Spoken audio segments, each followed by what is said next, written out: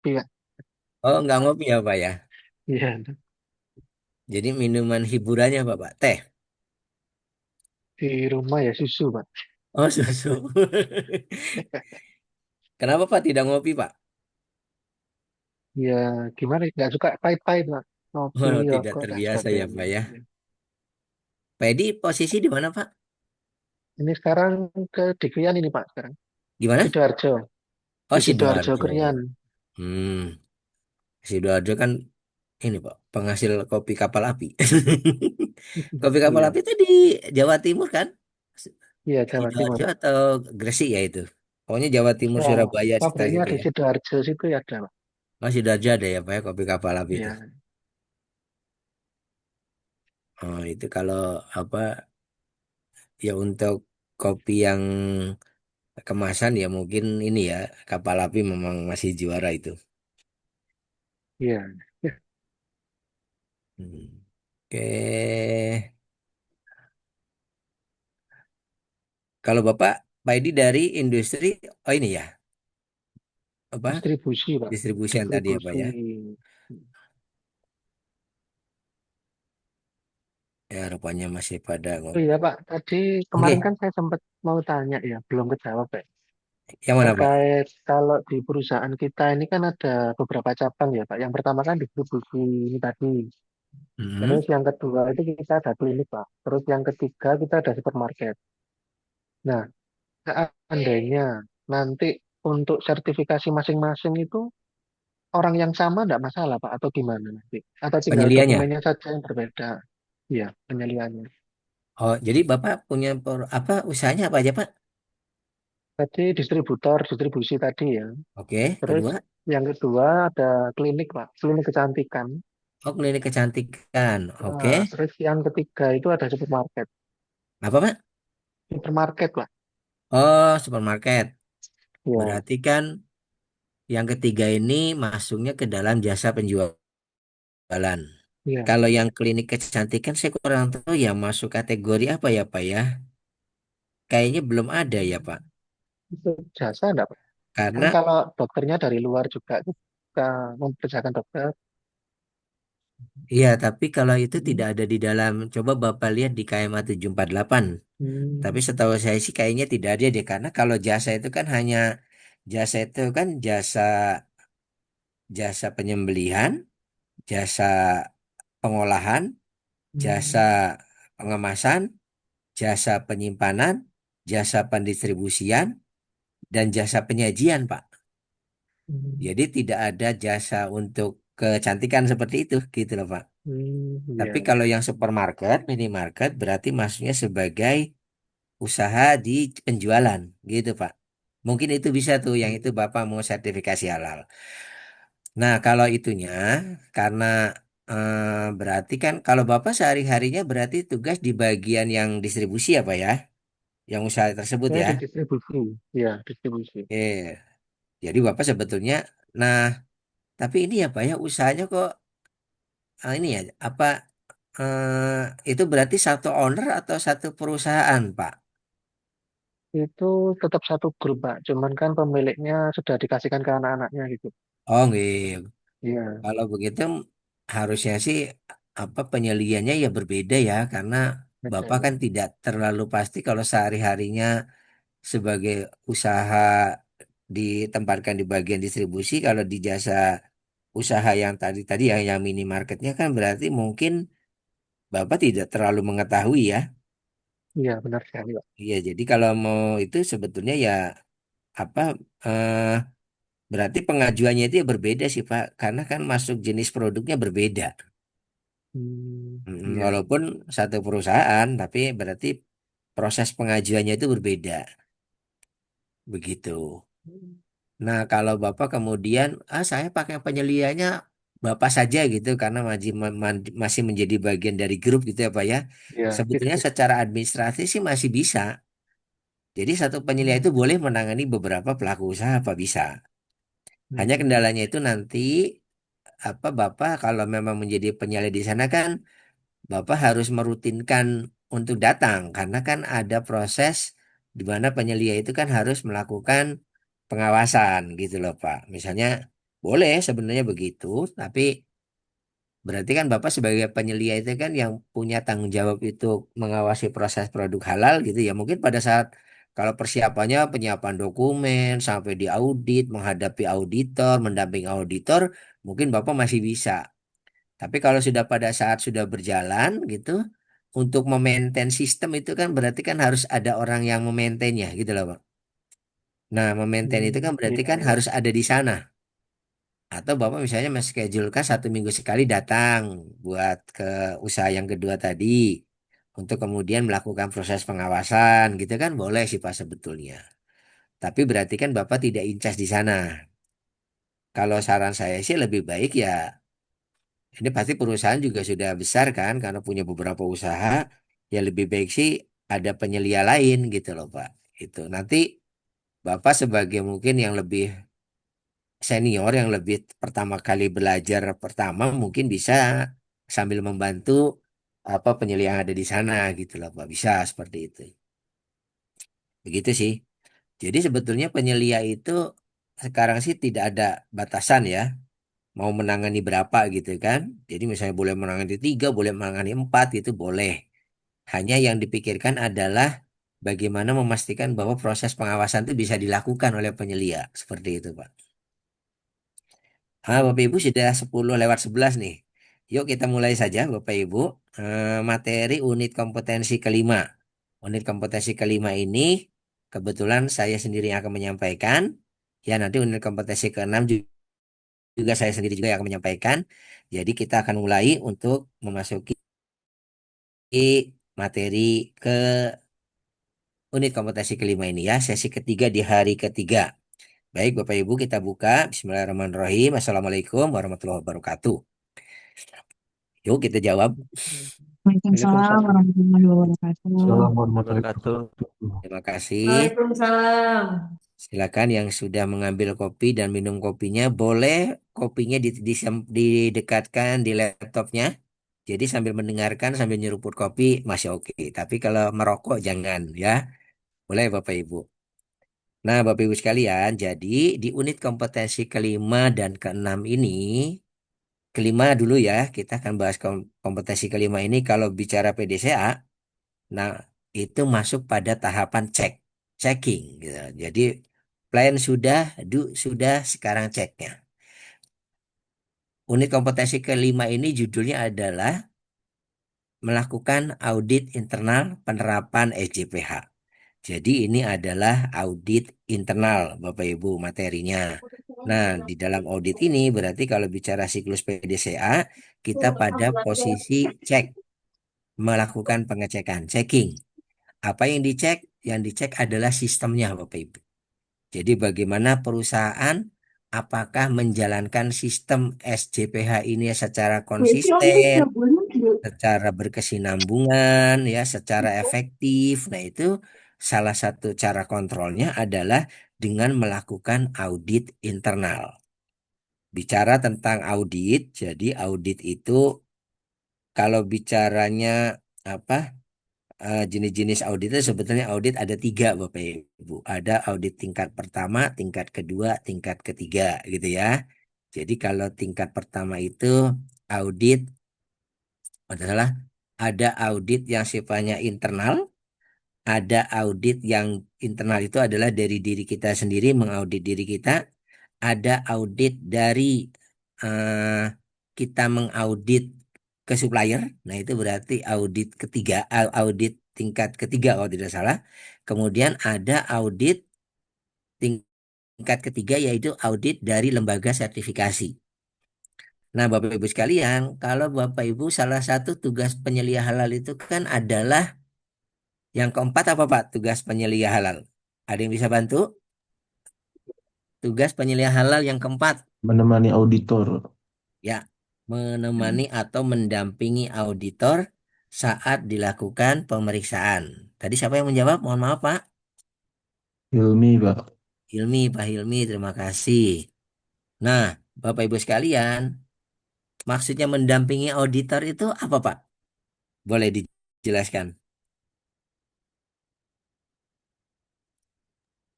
Mendampingi itu apa ya? Ada yang bisa bantu nggak? Yuk. membantu keterangan Pak, Gimana, terkait Pak War? SJPH. Gimana, Pak? Mendampingi proses audit. Membantu memberikan keterangan kepada auditor terkait SJPH. Nah, tepat sekali, Pak. Jadi membantu memberikan keterangan. Jadi kalau ada istilah auditor, jadi ada istilah nih, Pak. Ada istilah auditor, ada istilah auditi. Kalau auditor itu adalah orang atau pihak yang mengaudit. Mengaudit. Tapi kalau auditi adalah orang atau pihak yang Diaudit. diaudit. Jadi kalau bicara tadi Bapak pada saat nanti audit sertifikasi diaudit oleh LPH dan tugas penyelia adalah mendampingi auditor, berarti penyelia tadi fungsinya sebagai auditor atau auditi, Pak? Auditi, Pak. Auditi, Audit, ya. iya. Jadi itu bedanya. Nah, sekarang kalau audit internal, jadi kalau audit internal itu adalah audit yang dilakukan secara internal. Jadi Bapak Ibu itu sekarang belajar tentang bagaimana caranya Bapak Ibu menjadi seorang auditor. Apa yang diaudit, apa eh, eh, menjadi auditor. Apa yang diaudit ya usaha Bapak Ibu sendiri, di mana Bapak Ibu menjadi mungkin penyelianya atau tim manajemen halalnya gitu ya. Jadi Bapak Ibu sebagai tim internal auditor. Jadi yang melakukan audit itu bukan penyelia, Pak. Atau bukan penyelia sendiri. Kalau Bapak sekarang nanti jadi penyelia, bukan dilakukan oleh orang, perseorangan, tapi dilakukan secara tim. Makanya ada istilah tim internal auditor. Jadi Bapak Ibu nanti nih sekarang kan sudah belajar internal audit ya. Nanti berarti yang harus Bapak Ibu persiapkan setelah mengikuti pelatihan ini, selain tadi apa ada tim manajemen halal, juga ada yang namanya tim internal auditor halal. Nah, Bapak Ibu berarti nanti akan ya istilahnya mengajak untuk membentuk tim internal auditor. Jadi ada tim manajemen halal ya sesuai dengan ketentuan di kriteria pertama gitu ya tentang apa komitmen dan tanggung jawab. Sekarang berarti Bapak Ibu juga nanti diminta untuk membuat tim internal auditor. Nah, itu nanti berarti tim internal auditor itulah yang akan bekerja sebagai auditor di perusahaan kita. Gitu Bapak Ibu. Itu gambarannya. Jadi auditor, auditi, internal auditor gitu ya. Itu yang Bapak Ibu nanti akan kita pelajari nih bagaimana menjadi seorang internal auditor dan apa saja ketentuan-ketentuan terkait dengan internal auditor itu menurut SJPH dan eh, kemampuan Bapak Ibu untuk melengkapi kompetensi sebagai internal auditor nanti. Bapak Ibu, saya belum share materinya ya. Mohon maaf Bapak Ibu. Saya share dulu materinya. Oke.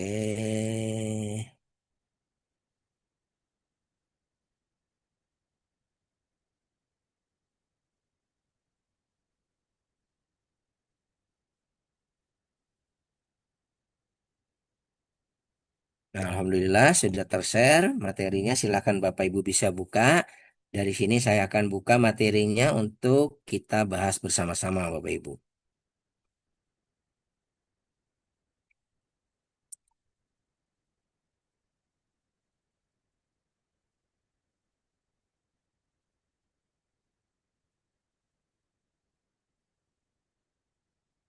Jadi unit kompetensi kelima di dalam SKKNI nomor 21 tahun 2022 adalah melakukan audit internal penerapan SJPH. Bapak Ibu sekalian, hmm, jadi tujuan pelatihan ini, Bapak Ibu, sebagai sebuah pelatihan berbasis kompetensi itu ya, berarti Bapak Ibu nanti diharapkan memiliki pengetahuan, keterampilan, sikap kerja, untuk apa? Untuk pertama, Bapak Ibu dapat merencanakan audit internal, kemudian Bapak Ibu dapat melakukan audit internal, sampai nanti Bapak Ibu dapat menyusun laporan hasil audit internal. Jadi audit itu apa? Audit itu pemeriksaan sistematis, independen untuk mengetahui apakah aktivitas proses produk halal dilaksanakan secara efektif sesuai dengan perencanaan. Sistematik karena memang audit internal itu dilakukannya dengan sistem. Ada sistemnya, ada prosedurnya, ada timnya, ada persyaratan timnya, itu kan yang memiliki kompetensi tentunya. Jadi memang kemudian ada penjadwalannya, ada checklist yang harus disiapkan. Jadi memang audit ini adalah kegiatan yang memang sistematis gitu ya. Independen artinya kita melakukannya secara independen, tidak bisa dipengaruhi pihak luar gitu ya, dan harus sikap independen itu harus dimiliki oleh seorang auditor. Kemudian untuk apa tujuannya? Mengetahui apakah proses produk halal yang kita terapkan ya, sistem jaminan produk halal dituangkan dalam proses produk halal, apakah sudah dilaksanakan secara efektif ya sesuai dengan perencanaan. Perencanaannya ada di mana?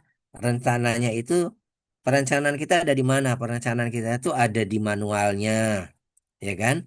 Kemudian ada di SOP-nya, ada di instruksi kerjanya jika ada gitu ya. Jadi implementasi terhadap sistem, implementasi terhadap manual yang sudah kita buat berisi perencanaan itu, kemudian prosedur-prosedur yang kita siapkan, nah itu yang kemudian menjadi acuan auditnya.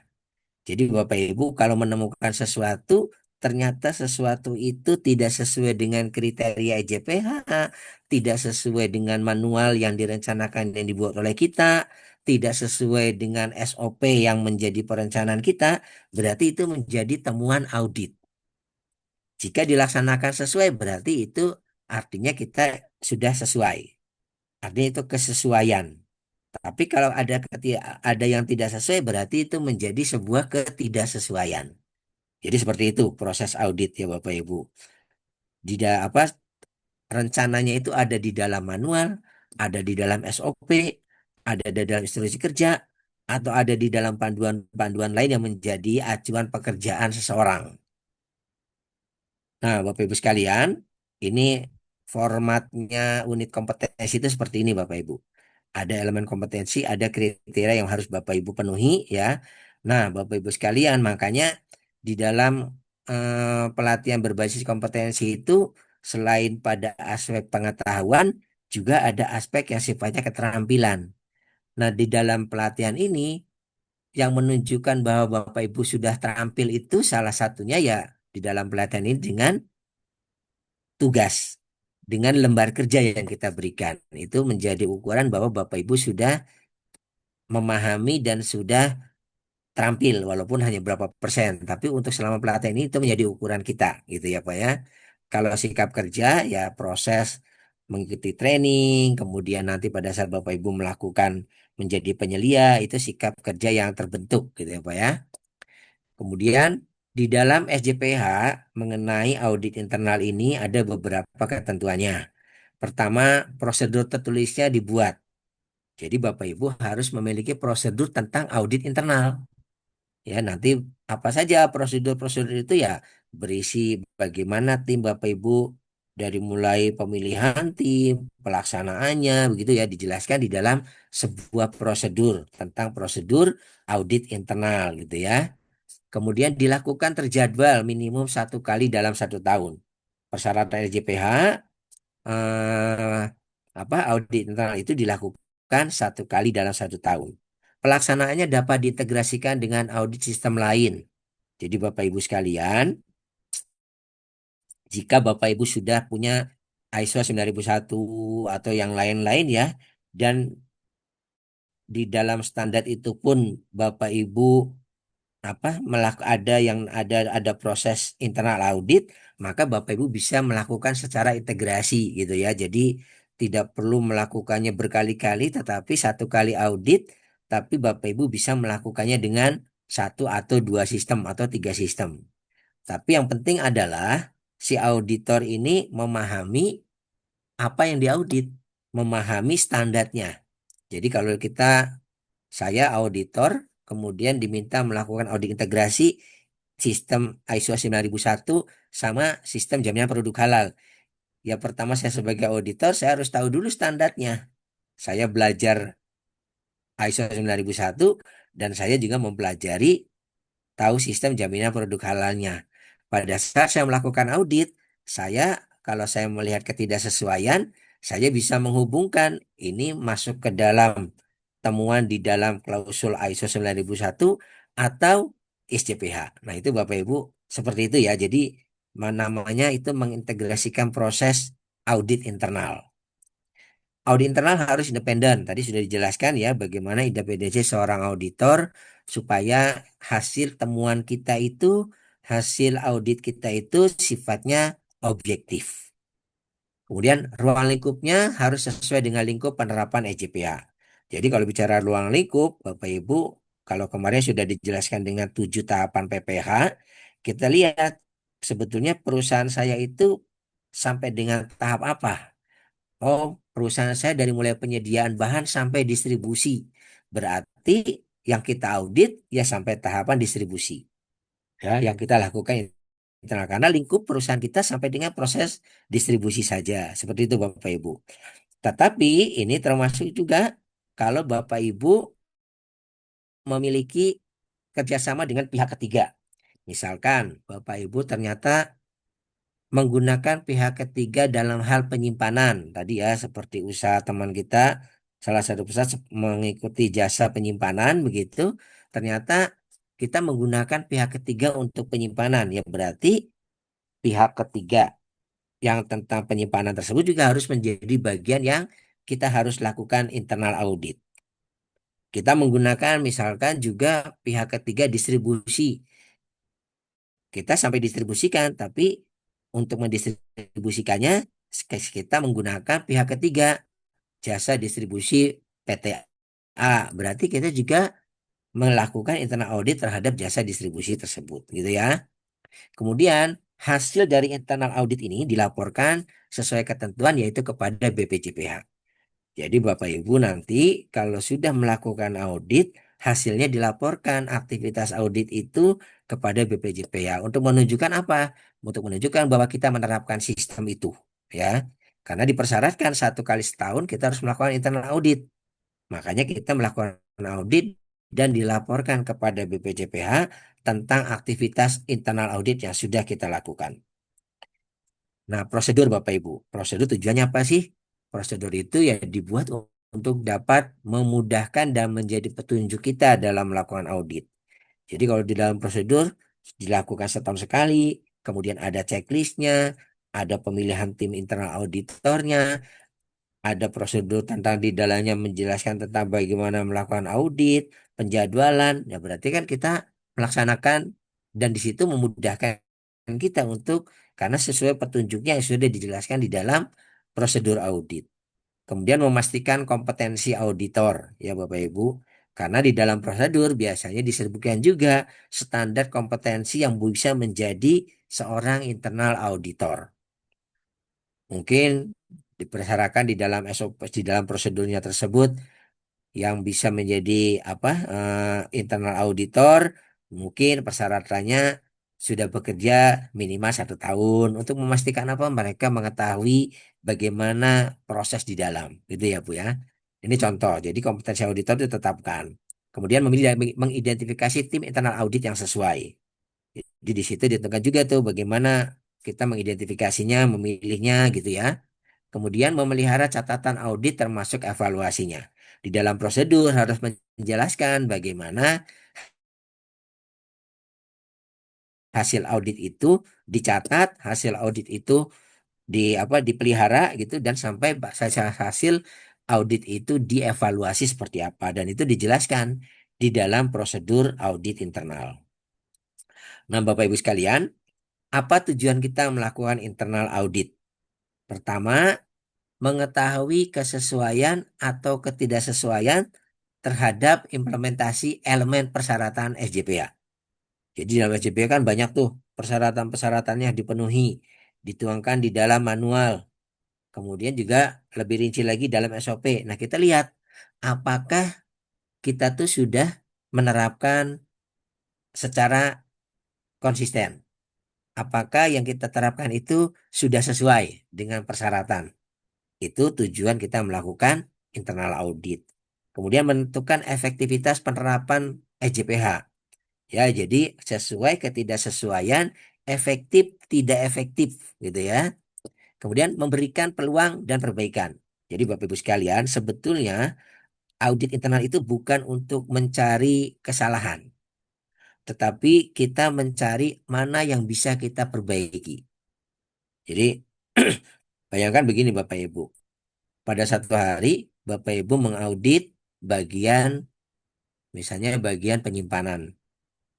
Pada saat Bapak Ibu melakukan audit, menemukan ketidaksesuaian, misalnya ditemukan jejak tikus. Nah, karena ada audit menjadi sebuah temuan, kemudian temuan itu kan harus dibahas, harus dicari supaya tidak terulang kembali, harus dicari penyelesaiannya.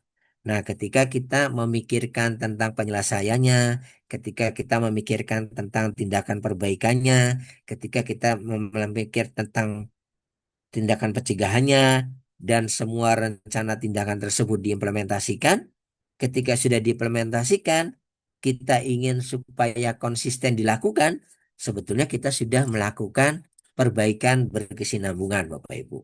Mungkin, ya mungkin karena ada permasalahan tentang ketemunya jejak tikus, kemudian kita berpikir tindakan pencegahannya itu kita menggunakan jasa pest control yang disistemkan, yang kemudian menjaga supaya kita punya sistem pest control yang baik gitu, otomatis kita sudah melakukan perbaikan terhadap perusahaan. Yang dulu tidak ada, kita tidak bekerja sama dengan pest control untuk mengendalikan pest kita di pabrik, karena ada internal audit, hasilnya ada audit, kemudian juga sekarang hasilnya adalah kita harus melakukan kerjasama dengan vendor tentang pengendalian pest tersebut, berarti kita sudah melakukan improvement sebetulnya. Jadi itu Bapak Ibu. Jadi internal audit itu tujuannya mencari peluang-peluang di mana kita bisa melakukan perbaikan. Kemudian memenuhi persyaratan sistem jaminan produk halal. Jelas, karena di dalam SJPH ditetapkan persyaratan kita melakukan audit 1 tahun sekali. Kemudian yang terakhir adalah mendaftarkan sistem halal kepada badan sertifikasi, yaitu BPJPH. Jadi Bapak Ibu, kalau nanti kita akan mengajukan sertifikasi, salah satu yang harus Bapak Ibu sudah lakukan adalah melakukan internal audit. Jadi karena pasti Bapak Ibu ketika nanti auditor dari LPH datang, pasti dia sudah bertanya apakah internal auditnya sudah dilakukan atau belum. Jawabannya harus sudah, karena kalau belum jadi temuan. Maka Bapak Ibu harus melakukan dulu, melakukan internal audit, ya ditunjukkan bukti pelaksanaannya. Kalau sudah dia temukan misalnya temuannya, kemudian ditunjukkan juga tindakan koreksi dan pencegahan yang dilakukan. Nah, itu menjadi bukti audit. Itu nanti kalau ditanya sama auditor LPH, kalau bicara Bapak sudah melakukan internal audit, sudah Pak, apa buktinya? Ini Pak laporan auditnya, ini SOP-nya, ini timnya, ini tim internal auditor, ini jadwalnya kita lakukan audit pada tanggal sekian, ini pembagian personilnya, ini bukti laporan auditnya, ini laporannya gitu ya. Jadi menunjukkan itu ditunjukkan, baru kemudian memenuhi persyaratan tentang internal audit ya. Pada saat nanti auditor dari LPH datang kepada kita untuk melakukan audit penerapan EJPA. Seperti itu Bapak Ibu. Apa saja yang diaudit Bapak Ibu? Yang diaudit adalah kalau sekarang kita berada di pelaku usaha yang menengah besar, bukan self declare, yang mengajukan sertifikasi secara reguler, maka yang diaudit adalah 5 kriteria yang ada. Ya, 5 kriteria JPH, komitmen dan tanggung jawab, bahan, proses produk halal, produk, dan pemantauan dan evaluasinya. Jadi nanti audit itu harus melingkupi 5 kriteria tersebut, Bapak Ibu. Peran penyelia halalnya sebagai apa? Nah, Bapak Ibu nanti sudah menjadi penyelia halal. Di dalam tim internal auditor itu, Bapak Ibu tergantung bos kita menunjuk kita sebagai apa. Tapi Bapak Ibu bisa menjadi ketua tim, bisa menjadi salah satu anggota tim internal audit. Ya, jadi Bapak Ibu nanti tinggal tahu saja, saya ditunjuk jadi ketua, berarti apa ya tanggung jawab saya? Oh, saya ditunjuk menjadi anggota tim internal audit, apa ya tanggung jawab saya? Nanti kita akan bahas Bapak Ibu. Kemudian pemilihan tim audit internal. Ketika Bapak Ibu nanti diminta untuk membentuk tim, Bapak memilih tim, ya kan? Pertama disesuaikan dengan pengetahuannya terhadap area dan proses, ya. Jadi Bapak Ibu tahu nih siapa yang kira-kira mengetahui terhadap prosesnya. Bapak Ibu mungkin memilih tim internal audit. Kemudian ruang lingkupnya disesuaikan dengan luas area dan fungsi yang ingin diaudit. Tentukan ruang lingkup auditnya apa, gitu ya Bapak Ibu. Kemudian kecakapan audit. Orangnya harus paham bagaimana melakukan audit, mengerti teknik audit, mengerti standar yang diacu gitu ya Bapak Ibu. Itu berarti kecakapan audit itu bisa dibuat dengan cara apa Bapak Ibu? Menularkan ilmu tentang EJPH dan tentang audit internal ini. Jadi Bapak Ibu sekalian, penilai itu ketika pulang dari pelatihan ini yang harus Bapak Ibu lakukan adalah pertama ya, bilang sama manajemen bikin kebijakan halal, bilang sama di manajemen manajemen harus menunjuk Bapak Ibu sebagai penilai halal dan itu di SK-kan. Bilang sama manajemen bahwa tim manajemen halal harus dibentuk. Silahkan pimpinan perusahaan memilih untuk menjadikan siapa yang menjadi ketua dan anggotanya. Kemudian tim internal audit harus dibentuk juga. Mereka kita pilih orang-orangnya, kemudian Bapak Ibu tularkan pengetahuannya. Karena kan pasti di perusahaan, orang yang pertama kali belajar SJPA kan Bapak Ibu nih. Maka Bapak Ibu harus menyampaikan, mensosialisasikan SJPA ini kepada tim internal audit. Supaya apa? Supaya tahu standar auditnya. Ditambah juga, karena menjadi tim internal audit, jadi Bapak Ibu juga harus menyampaikan pada tim bagaimana melakukan proses audit. Apa yang harus disampaikan sebetulnya materi ini. Bapak Ibu bisa mengulang kembali menyampaikan kepada tim internal auditor. Gitu ya Bapak Ibu. Jadi materi ini Bapak Ibu bisa ambil, nanti bisa Bapak Ibu tularkan kepada tim internal auditor. Gitu ya. Kemudian memiliki karakteristik yang sesuai. Mungkin Bapak Ibu punya kriteria seorang internal auditor itu harus seperti apa gitu kan. Oh, orangnya harus pandai berkomunikasi karena pasti dia harus mampu berkomunikasi dengan orang untuk apa? Untuk melakukan proses audit, memperkenalkan diri, interview, kemudian menggali permasalahan. Nah, itu harus dimiliki oleh seorang auditor internal. Orangnya terbuka gitu ya, tidak marahan gitu. Kalau nemukan temuan ya harus bisa menjelaskan. Nah, seperti itu Bapak Ibu. Auditor internal harus bersikap independen ya. Satu, independensinya harus dijaga Bapak Ibu supaya apa? Tidak ada konflik kepentingan gitu ya.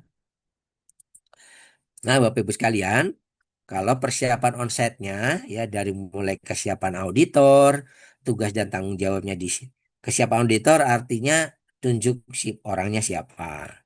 Tugas dan tanggung jawabnya dijelaskan sebagai ketua, sebagai anggota dijelaskan tugas dan tanggung jawabnya. Kemudian Bapak Ibu membuatkan jadwalnya. Audit internal ini untuk mengaudit berapa bagian ya, tergantung proses bisnisnya. Kemudian dijadwalkan, dibuat jadwalnya di tanggal berapa sampai tanggal berapa. Mungkin kalau perusahaannya besar, mungkin dibagi menjadi 3 hari gitu ya, atau 4 hari. Kemudian Bapak Ibu mempersiapkan checklist auditnya. Nanti kita akan jelaskan juga bagaimana membuat checklist dan contoh checklistnya. Kemudian baru auditnya dilaksanakan. Jadi tahapan-tahapan ini yang nanti akan kita pelajari, Bapak Ibu. Pertama, kesiapan auditor, ya. Pastikan auditor itu sudah ada dulu. Kemudian para auditor memahami tujuan auditnya apa. Apa sih tujuan audit kita ini? Kan gitu kan? Oh, melihat efektivitas penerapan EJPH, acuannya EJPH, acuannya apa manual, acuannya SOP terkait dengan halal seperti itu Bapak Ibu. Tujuannya itu. Kemudian ruang lingkupnya sudah, kemudian mencari informasi tentang area dan sasaran auditnya. Jadi kalau kita sudah ditunjuk kita mengaudit, saya orang produksi. Ternyata saya ditunjuk oleh ketua auditor, saya mengaudit bagian pembelian misalkan. Saya pelajari bagian pembelian itu aktivitasnya dari apa sampai apa sih gitu ya. Maka Bapak Ibu kita sedang mempelajari area audit itu sebetulnya. Dan kemudian kita pelajari itu, boleh baca SOP-nya, boleh ngobrol sama orang orang pembeliannya gitu ya, mempelajari ruang lingkupnya di mana. Oh, pembelian itu tugasnya dari mulai merencanakan pembelian bahan sampai memastikan bahan yang dibeli itu datang. Kalau sudah datang berarti soal pengecekan mungkin pihak lain. Tapi berarti pembelian itu lingkupnya dari mulai merencanakan pembelian sampai memastikan bahan yang dibeli itu datang. Ini contoh. Berarti kita tahu, oh bagian pembelian lingkup kerjanya seperti ini. Ya berarti kita mengaudit di bagian pembelian itu, ya lingkup kerja itu yang kita audit. Seperti itu Bapak Ibu. Memahami proses audit, ya. Proses audit seperti apa? Oh dimulai dari sini. Oh dimulai dari pembukaan. Oh dimulai seperti itu Bapak Ibu. Sampai Bapak Ibu membuat laporannya. Membuat rencana audit. Bagaimana prosesnya, siapa auditinya, dokumen apa yang harus disiapkan, yang harus dibaca, yang harus dicek gitu ya. Prosesnya seperti apa, yang harus di ini, yang harus dilakukan gitu. Itu rencananya ke sana. Rencana auditnya melingkupi tahapan prosesnya, auditinya, dokumennya, waktunya dan sebagainya. Kemudian baru menyusun laporan audit ya. Ada kita itu kalau menyusun laporan ya, baik menggunakan checklist dan menggunakan form laporan audit ya. Tugas dan tanggung jawab Bapak Ibu. Nah, sekarang di dalam internal auditor tim itu ada yang jadi ketua, ada yang jadi anggota.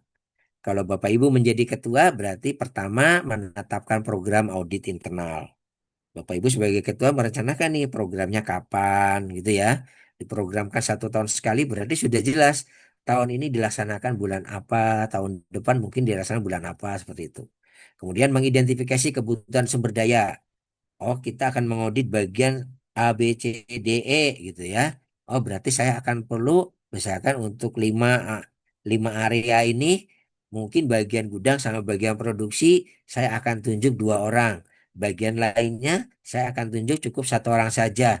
Oh, berarti saya membutuhkan 7 orang auditor internal. Tinggal ditugaskan Bapak bagi tugasnya kepada mereka. Jadi kebutuhan sumber daya terpenuhi. Melaksanakan audit internal. Jadi ketua tim juga boleh melakukan audit internal Bapak Ibu. Atau tidak menunggu laporan-laporan dari tim. Nggak masalah gitu loh kalau sebagai ketua tim ya.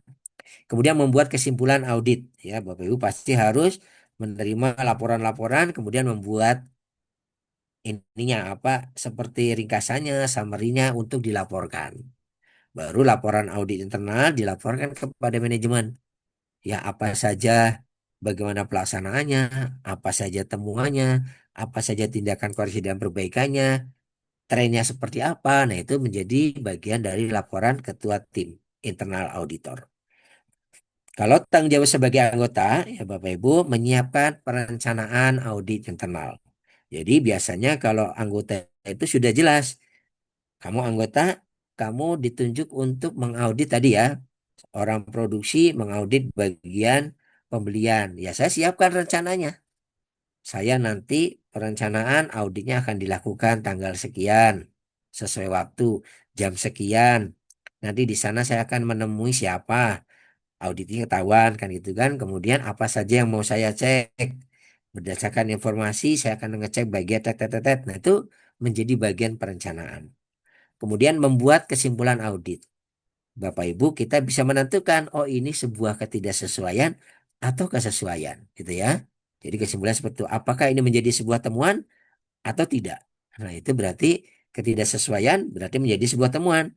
Kalau sudah menjadi temuan, Bapak Ibu dicatat menjadi sebuah laporan. Laporan auditnya dibuat. Setelah dikonfirmasi bahwa memang itu sebuah temuan dengan auditnya ya. Kemudian baru setelah Bapak Ibu membuat laporan audit, sebetulnya tugas auditor itu tidak cuma berhenti di situ. Karena tugas selanjutnya adalah Bapak Ibu melakukan verifikasi tindakan perbaikan yang sudah dilakukan oleh auditi. Jadi kalau Bapak Ibu tadi misalnya menemukan jejak tikus, kemudian pasti apa sih auditinya menerima ini Pak temuannya ketemu jejak tikus. Silakan pikirkan tindakan perbaikan dan pencegahannya. Oh, tadi ternyata tindakan perbaikannya dibersihkan apa? Tindakan pencegahannya menetapkan bekerja sama dengan vendor pest control untuk melakukan pemantauan pemeliharaan terhadap istilahnya terhadap sistem pest control di pabrik begitu ya. Nah, Bapak Ibu tuh tugas selanjutnya sebagai auditor bukan hanya menemukan temuan, tetapi memverifikasi apakah tindakan perbaikan dan pencegahan yang dilakukan audit itu dicek apakah sudah dilakukan, apakah sudah efektif. Jadi tugas auditor internal itu tidak berhenti sampai temuan dituliskan, tetapi sampai dengan tindakan perbaikan dan pencegahannya sudah dilakukan. Jadi panjang tugas internal auditor itu.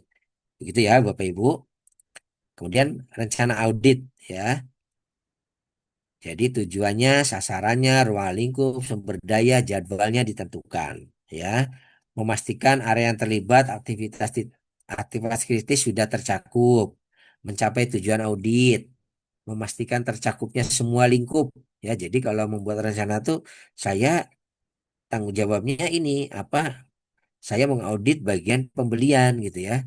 Kemudian ruang lingkupnya ini ya berarti saya sudah menyampaikan rangkaian pertanyaan terhadap proses yang dilakukan oleh bagian pembelian tersebut gitu. Kemudian sebagai informasi kepada auditi. Jadi rencana itu disampaikan. Misalnya Bapak Ibu tadi ya, saya ditugaskan mengaudit bagian pembelian.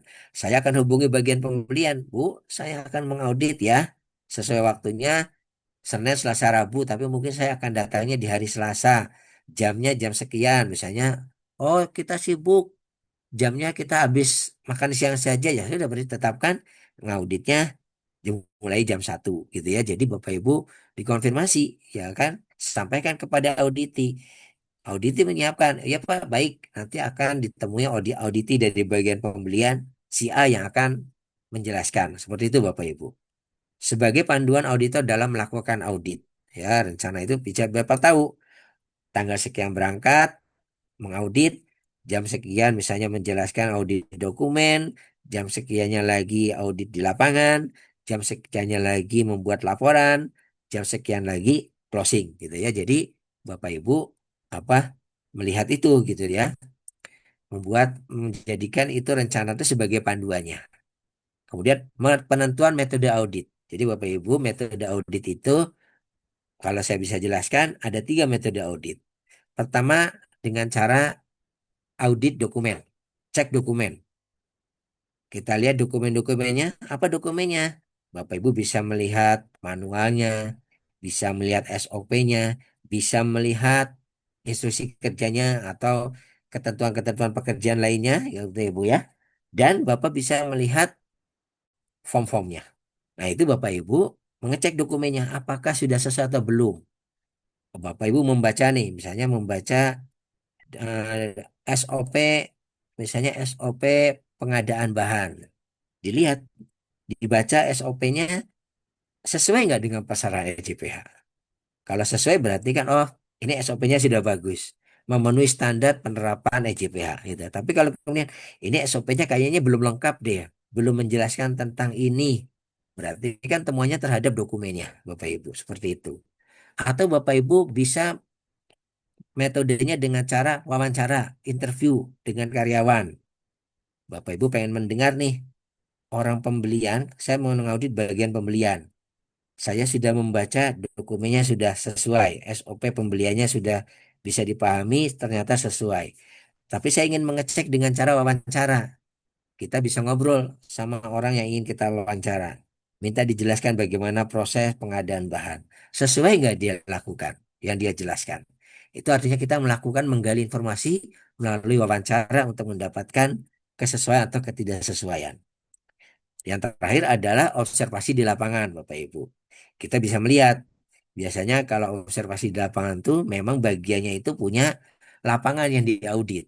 Ya, biasanya kalau bagian produksi pasti ada lapangan yang diaudit. Bagian gudang pasti ada lapangan yang diaudit. Ya, jadi ada beberapa, tapi mungkin kalau Bapak mengauditnya bagian pembelian, mungkin sedikit audit lapangannya. Lebih pada sifatnya dokumentasi dan wawancara. Seperti itu Bapak Ibu. Jadi penentuan metode auditnya Bapak Ibu bisa gambarkan. Saya akan melakukannya dengan cara apa untuk menggali informasi. Seperti itu Bapak Ibu. Nah, ini adalah contoh jadwal ya. Dari mulai apa opening meetingnya dia oleh siapa, kemudian bagian yang diaudit dari mulai pembelian, PPAC, gudang, produksi, QC, R&D, gudang bahan jadi, logistik, distribusi, HRD. Nah, itu Bapak Ibu bisa menentukan dan dibuat rencananya. Ini mungkin bagian produksi auditornya dua gitu ya. Kemudian nanti auditinya siapa yang mendampingi. Tanggal pelaksananya rencana dibikin hari Senin sampai dengan hari tanggal 1 sampai dengan tanggal 3 untuk bagian gudang misalnya nanti ditetapkan tanggal 2. Kalau perlu sampai jamnya ditentukan Bapak Ibu. Supaya apa? Supaya ngeling antara auditor dengan auditi, disepakati. Kalau ini sudah disepakati kan enak. Kita melihat, oh hari ini departemen ini yang diaudit. Tim yang mengauditnya si A sama si B. Yang menjadi auditinya di bagian gudang, yang menjadi auditnya si C gitu. Jadi terlihat tergambar aktivitasnya di awal gitu ya Bapak Ibu. Nah ini contoh bagaimana kita membuat jadwal audit internal penerapan jaminan produk halal. Kalau ini rencana itu sudah dilakukan rencana auditnya itu ini dimiliki oleh auditor, ya. Jadi ini ceritanya ini Pak Toyib mendapatkan tugas mengaudit bagian produksi pada tanggal 8, gitu ya. Yang diaudit standar pemenuhan SJPH. Pak Toyib sudah menentukan karena bagian produksi Pak Toyib menentukan saya akan melakukan audit dengan cara apa? Mengecek dokumentasi, kemudian observasi di lapangan, dan saya akan melakukan interview. Jadi saya akan melakukan 3 cara untuk melakukan audit, kayak gitu ya Bu ya. Kemudian membuat agendanya. Saya diberi waktu 1 hari. Oh berarti saya akan datang jam 9. Saya opening dulu. Kemudian setelah itu saya akan melakukan pengecekan dokumen dulu gitu ya. Yang saya akan cek, mungkin saya cek dokumen bahan, dokumen proses produksi, kemudian saya mau lihat resepnya misalkan seperti itu. Kemudian jam 10 sampai jam 12 saya mau jamnya untuk melakukan observasi di lapangan. Saya akan lihat dari mulai loker, penerimaan bahan, penimbangan, area proses, area packing, sampai transit.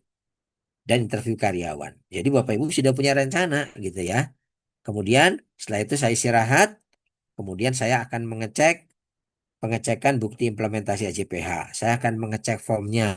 Saya akan ngecek checklistnya. Saya akan ngecek logbooknya. Baru kemudian Bapak Ibu membuat rangkuman audit dan kemudian closing di jam 5. Jadi Bapak Ibu sudah merencanakan dalam 1 hari tahapannya sudah jelas. Ini contoh rencana audit yang harus dipersiapkan oleh setiap auditor yang ditugaskan Bapak Ibu. Jadi sebetulnya rencana audit ini anaknya ini Bapak Ibu jadi jadwal. Jadi kalau di sini sudah tertera nomor kita, nama kita untuk mengaudit, berarti Bapak Ibu sudah harus membuatkan jadwalnya, rencananya bagaimana. Oke ya, Bapak Ibu, checklist. Nah, sekarang kita akan mempersiapkan checklistnya. Checklist itu apa sih? Fungsinya sebagai pedoman melakukan pengecekan, Bapak Ibu. Dasarnya apa? Dasarnya adalah klausul-klausul, ya kan? Kita siapkan checklistnya. Kemudian checklist juga berguna untuk sebagai alat bantu mengingat. Jadi supaya apa? Supaya klausulnya tidak ada yang terlewat untuk diaudit, gitu ya, sesuai dengan lingkup area yang diauditnya. Kemudian memperlancar proses audit. Terkadang auditor itu kalau tidak punya checklist, datang ke tempat auditi untuk melakukan audit tapi bingung mau ngapain. Karena kita tidak punya checklist gitu kan. Jadi sehingga kemudian tujuan dibuat checklist ya supaya auditnya berjalan lebih lancar. Kemudian menjadi catatan mengenai cakupan audit. Sudah jelas Bapak Ibu ada checklistnya berarti kita akan mengaudit sesuai dengan checklistnya. Isi dari checklist itu apa sih? Pertanyaan-pertanyaan untuk memahami proses, tahapan proses, dan proses kontrolnya sesuai dengan persyaratan. Kemudian metode untuk memverifikasi kesesuaian dan efektivitasnya. Itu checklist Bapak Ibu. Jadi checklist itu alat bantu kita untuk melakukan audit. Memudahkan karena klausulnya itu sudah diterapkan. Bapak tinggal menyesuaikan, mengecek satu persatu sesuai checklistnya. Hanya memang membuat checklist itu agak repot. Ya Bapak Ibu, makanya apa istilahnya harus dipersiapkan checklist yang relevan yang sesuai dengan persyaratannya. Seperti itu Bapak Ibu. Nah, ini adalah contoh checklist Bapak Ibu. Jadi checklist itu kalau di SJPH ini kan kriterianya dulu nih. Ini saya hanya mengambil bagian tentang komitmen dan tanggung jawab. Di dalam komitmen tanggung jawab itu inilah rangkaian pertanyaannya. Pertanyaan-pertanyaan ini mengacu pada SJPH Bapak Ibu. Tinggal kemudian kita tuangkan dalam bentuk kalimat tanya gitu ya Bu ya. Kemudian di sini dicek apakah ya, apakah tidak, atau tidak relevan. Ya, artinya memang tidak diterapkan gitu ya. Jadi kalau ya berarti sebetulnya persyaratannya ada dan diterapkan. Oke. Kemudian dan ternyata efektif dilakukan. Benar berarti ya. Kalau tidak mungkin saja berarti persyaratannya ada, harusnya diterapkan, tapi ternyata tidak dilakukan. Nah, berarti T. Kalau T berarti menjadi sebuah temuan Bapak Ibu. Tapi ada juga sebuah persyaratan yang ternyata tidak menjadi bagian dari lingkupnya. Artinya tidak relevan. Ya, kalau bahasa audit biasanya itu bahasanya NA ya, not applicable gitu. Tapi kalau di dalam kita Indonesia kan sebetulnya ya ini tidak relevan. Tidak relevan artinya persyaratannya ada, tetapi memang di departemen tertentu itu ini tidak diterapkan karena memang apa istilahnya klausul ini tidak termasuk gitu ya untuk diterapkan di bagian C gitu ya, beda. Seperti itu Bapak Ibu. Nah, ini masuk ke pelaksanaannya Bapak Ibu. Pelaksanaannya dimulai dari opening audit. Jadi, kita opening dulu. Kemudian pengumpulan informasi dan verifikasi informasi. Jadi, mulai mencari audit. Kemudian Bapak Ibu akan menemukan adakah ketidaksesuaian atau sebuah temuan audit. Kemudian temuan audit tersebut dikonfirmasi kepada auditi. Jadi dipastikan bahwa auditi mengetahui temuan kita. Dan kemudian auditi memang mengakui bahwa iya memang ini kekurangan kita perbaiki. Jadi menjadi catatan bahwa itu sudah dikonfirmasi dan itu menjadi temuan audit. Kemudian dipersiapkan untuk closing meeting, pembuatan laporannya, baru disampaikan temuan-temuannya pada saat closing meeting, Bapak di saat selesai auditnya. Itu Bapak Ibu. Nah, kalau agendanya opening meeting, sekarang kita masuk opening meeting. Apa sih aktivitas saat opening meeting? Pertama, Bapak Ibu memperkenalkan tim. Kalau Bapak Ibu mengauditnya sendirian, gitu ya berarti perkenalan dirinya. Termasuk juga saya bagian apa, tugasnya saya untuk apa, kemudian saya sebagai anggota, saya akan mengaudit kepada bagian apa untuk departemen misalnya pembelian, gitu kan. Perkenalkan diri, kemudian sampaikan tujuannya. Saya ingin mengaudit standar SJPH, seperti itu. Kemudian penjelasan pelaporan dan tindak lanjut audit. Ya, jadi Bapak Ibu menjelaskan nanti pelaporan seperti apa, nanti apa yang harus ditindaklanjuti oleh auditi. Kemudian konfirmasi role and responsibility-nya. Ya, Bapak Ibu, auditor bagaimana tugasnya, nanti apa saja menjadi tanggung jawabnya. Kemudian pengaturannya yang dianggap perlu. Bahas sesuatu yang mungkin tidak terbahas ya, tidak direncanakan. Misalnya Pak istirahatnya mungkin ditambahkan waktunya karena begini begini. Nah, itu nanti berarti kan pengaturan-pengaturan yang mungkin dianggap perlu untuk memperlancar proses audit. Itu Bapak Ibu sekalian. Sekarang mulai dengan pengumpulan dan verifikasi informasi. Jadi Bapak Ibu, pertama Bapak Ibu mencari informasi untuk mendapatkan apa informasi terkait proses yang ada di dalam yang diaudit ya. Tadi sudah saya jelaskan metode auditnya bisa melakukan dengan cara dokumen. Dokumentasi yang dicek apa? Manualnya, prosedurnya, instruksi kerjanya, flowchartnya, catatan audit sebelumnya. Jadi Bapak Ibu bisa melihat catatan audit sebelumnya sebagai dasar Bapak Ibu melakukan audit. Boleh. Kemudian metode kedua adalah diskusi wawancara dengan manajemen atau personel terkait. Ya, Bapak Ibu meminta penjelasan wawancara bagaimana prosesnya berlangsung gitu ya. Kemudian yang terakhir dengan melakukan observasi di lapangan. Lihat ke lapangan apa yang menjadi temuan gitu ya. Apa yang sesuai dengan standar, apa yang tidak sesuai, apa yang memenuhi sesuai dengan SOP atau tidak sesuai dengan SOP. Contoh-contoh seperti itu Bapak Ibu. Kemudian dari situ muncullah bukti audit. Bukti audit itu apa yang ditemuin di lapangan, hasil pengamatan di lapangan. Ya, jadi bukti audit itu apa yang ditemukan di lapangan dan itu yang terjadi pada saat audit, gitu ya. Kemudian temuan audit membandingkan sesuatu yang ada dengan standarnya, ya kan? Membandingkan dengan standar, dengan dokumen dan lain-lain, ya. Standarnya apa sih? Ya tadi standar EJPH. Dokumennya apa sih? Ya dokumennya manual, dokumennya SOP. Nah, itu Bapak Ibu melihat pelanggarannya ke sana. Kemudian terakhir adalah kesimpulan audit. Kesimpulan audit disampaikan pada manajemen dan dilaporkan kepada pihak terkait. Jadi kalau Bapak Ibu sudah mendapatkan temuan, ya hasil temuan itu dilaporkan kepada ketua tim, ya atau kepada manajemen nanti atau dan kemudian dilaporkan kepada pihak terkaitnya. Bapak Ibu menemukan di bagian gudang, berarti ya temuan audit disampaikan kepada gudang ini ya Pak temuannya. Silakan Bapak persiapkan tindakan rencana tindakan perbaikan dan pencegahannya dan lakukan gitu ya Bapak Ibu. Ini kesimpulan audit disampaikan. Temuan audit Bapak Ibu. Jadi ketidaksesuaian itu bisa terjadi karena ketidaksesuaian terhadap standar atau kriteria atau klausul di dalam sistem. Jadi Bapak Ibu, ini contoh ya, ketidaksesuaian artinya sesuatu yang tidak sesuai dengan manualnya, dengan SOP-nya gitu ya. Misalnya di dalam manual ICPH itu ada ketentuan di mana ke kebijakan halal harus disosialisasikan kepada semua personil. Contoh. Tapi ternyata pada saat Bapak mengaudit, ternyata kok ada orang yang tidak tahu kebijakan halal. Nah, berarti kan tidak efektif itu. Persyaratannya tidak dipenuhi. Maka itu menjadi temuan terhadap komitmen dan tanggung jawab klausul 5.a sistem jaminan produk halal. Atau ketidaksesuaian terhadap dokumentasi yang sudah ditetapkan.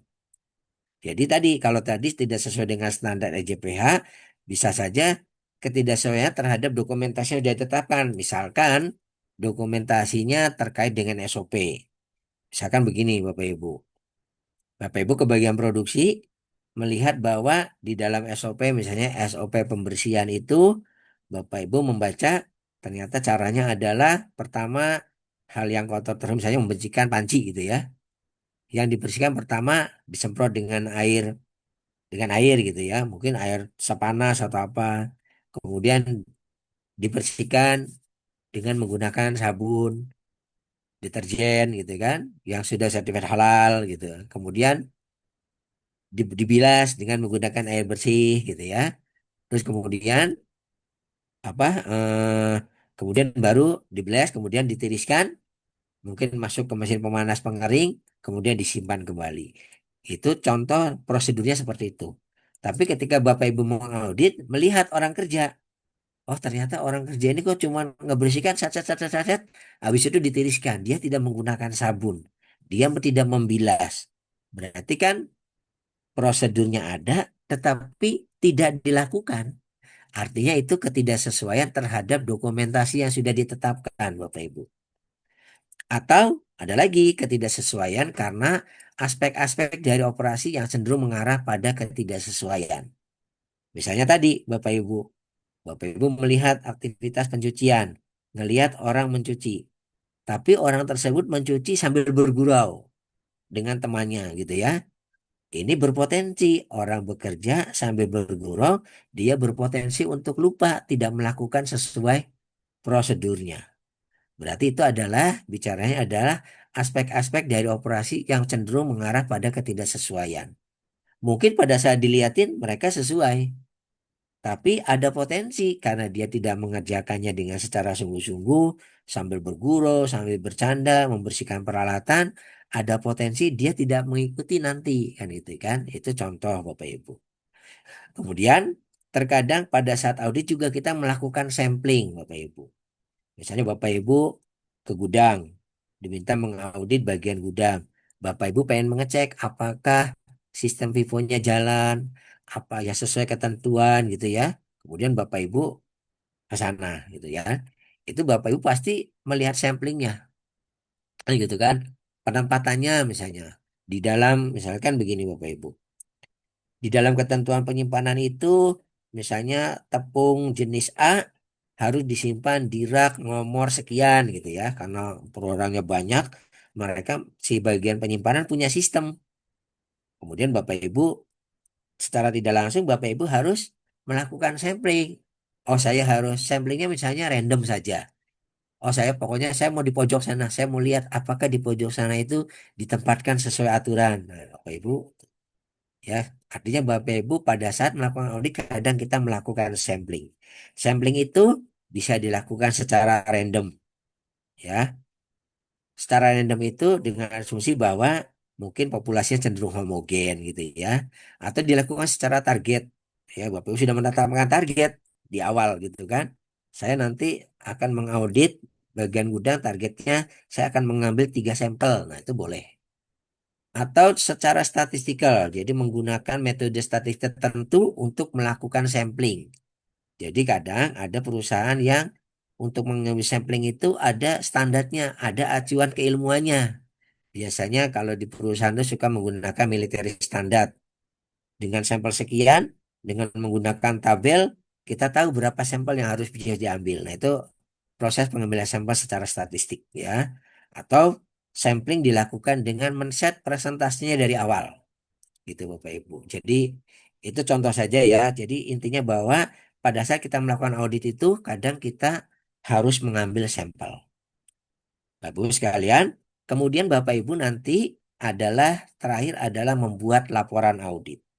Tujuannya apa sih laporan audit itu dibuat? Pertama, menyediakan bukti objektif terhadap pelaksanaan prosedur. Jadi bukti bahwa prosedur audit itu dilakukan yaitu dengan bukti laporan auditnya apa. Kemudian menjamin persyaratan tindakan perbaikan dapat ditetapkan. Jadi kalau laporan audit itu tujuannya apa? Supaya auditnya menetapkan tindakan perbaikannya dan pencegahannya, gitu ya Bu ya. Kemudian menjamin dapat dilakukan tindak lanjut terhadap temuan audit. Jadi di dalam laporan tersebut harus ada rencana tindak lanjutnya. Dengan cara apa? Mereka mengisi, kita membuat temuannya, menemukan temuan, kemudian memastikan bahwa tindakan lanjut itu dapat dilakukan. Teknik membuat laporan, Bapak Ibu. Kita mengenal, kita menggunakan istilahnya PLOR ya. Problemnya apa, lokasinya di mana, buktinya apa, objektifnya apa, kemudian referensinya apa.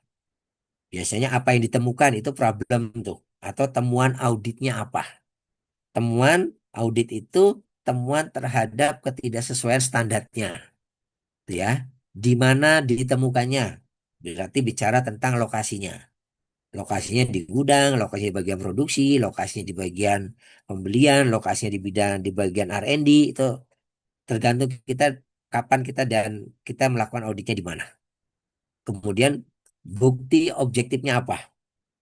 Jadi kalau bicara tadi ya, seperti ditemukan jejak tikus itu bukti itu. Ya, temuannya apa? Temuannya berarti sistem pest controlnya tidak dikendalikan. Gitu Bapak Ibu. Mengapa dianggap sebagai ketidaksesuaian? Artinya kalau kita menganggap itu sebuah ketidaksesuaian harus ada acuannya apa? Referensinya apa? Apakah tidak sesuai dengan standar? Apakah tidak sesuai dengan SOP? Kan gitu kan? Apakah tidak sesuai dengan apa petunjuk yang lainnya gitu. Jadi mengapa dianggap ketidaksesuaian harus jelas. Ketidaksesuaian terhadap apa? Oh, terhadap manual. Oh, terhadap klausul EJPH. Oh, terhadap SOP apa gitu. Jadi jelas referensinya. Baru kemudian setelah kita membuat laporan, closing meeting, Bapak Ibu. Closing meeting saat melakukan audit internal di lapangan ya sudah ada di lokasi. Menyampaikan dan mendiskusikan hasil auditnya secara detail.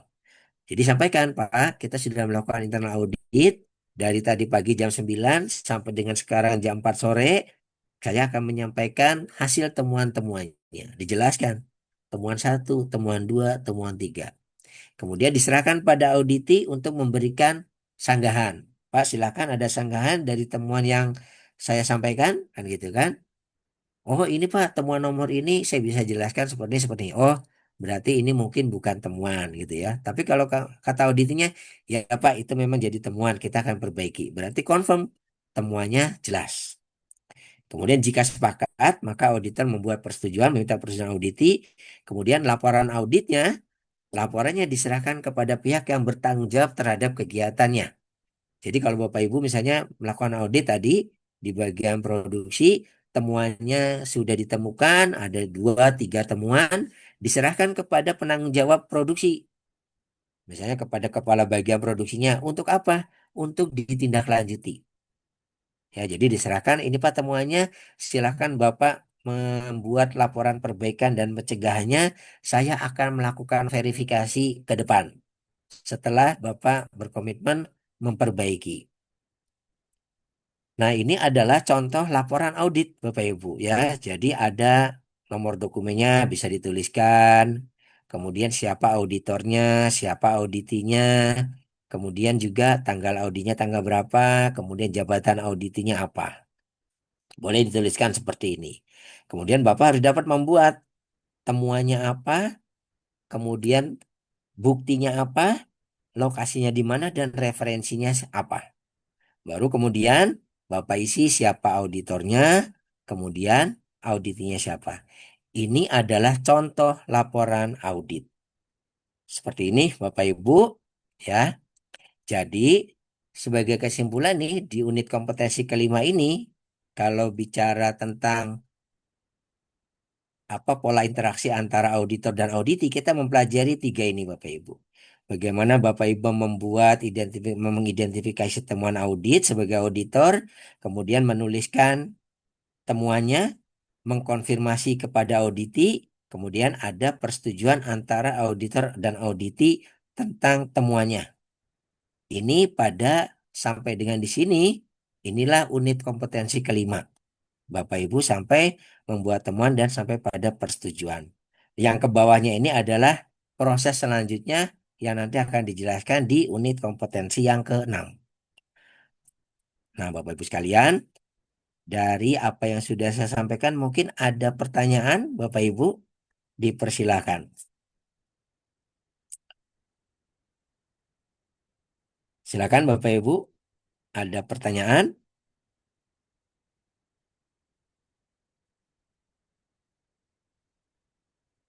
Sudah jelas? Atau ini Yang sebentar Bapak Ibu. Oke, silakan jika ada pertanyaan. Oh, Pak Firman, silakan Pak Firman jika ingin bertanya. Iya Pak, izin bertanya. Silakan Pak Firman. Dalam temuan audit ya Pak, biasanya itu ada yang dikategorikan atau diklasifikasikan major, minor, atau observasi. Iya, Kritis, betul. tidak kritis, atau observasi sifatnya Pak. Critical gitu ya. Mm-mm. Itu tuh cara penentuannya itu bagaimana Pak? Itu apa sudah ada acuan atau kita sendiri yang menentukan nih Pak? Seperti itu.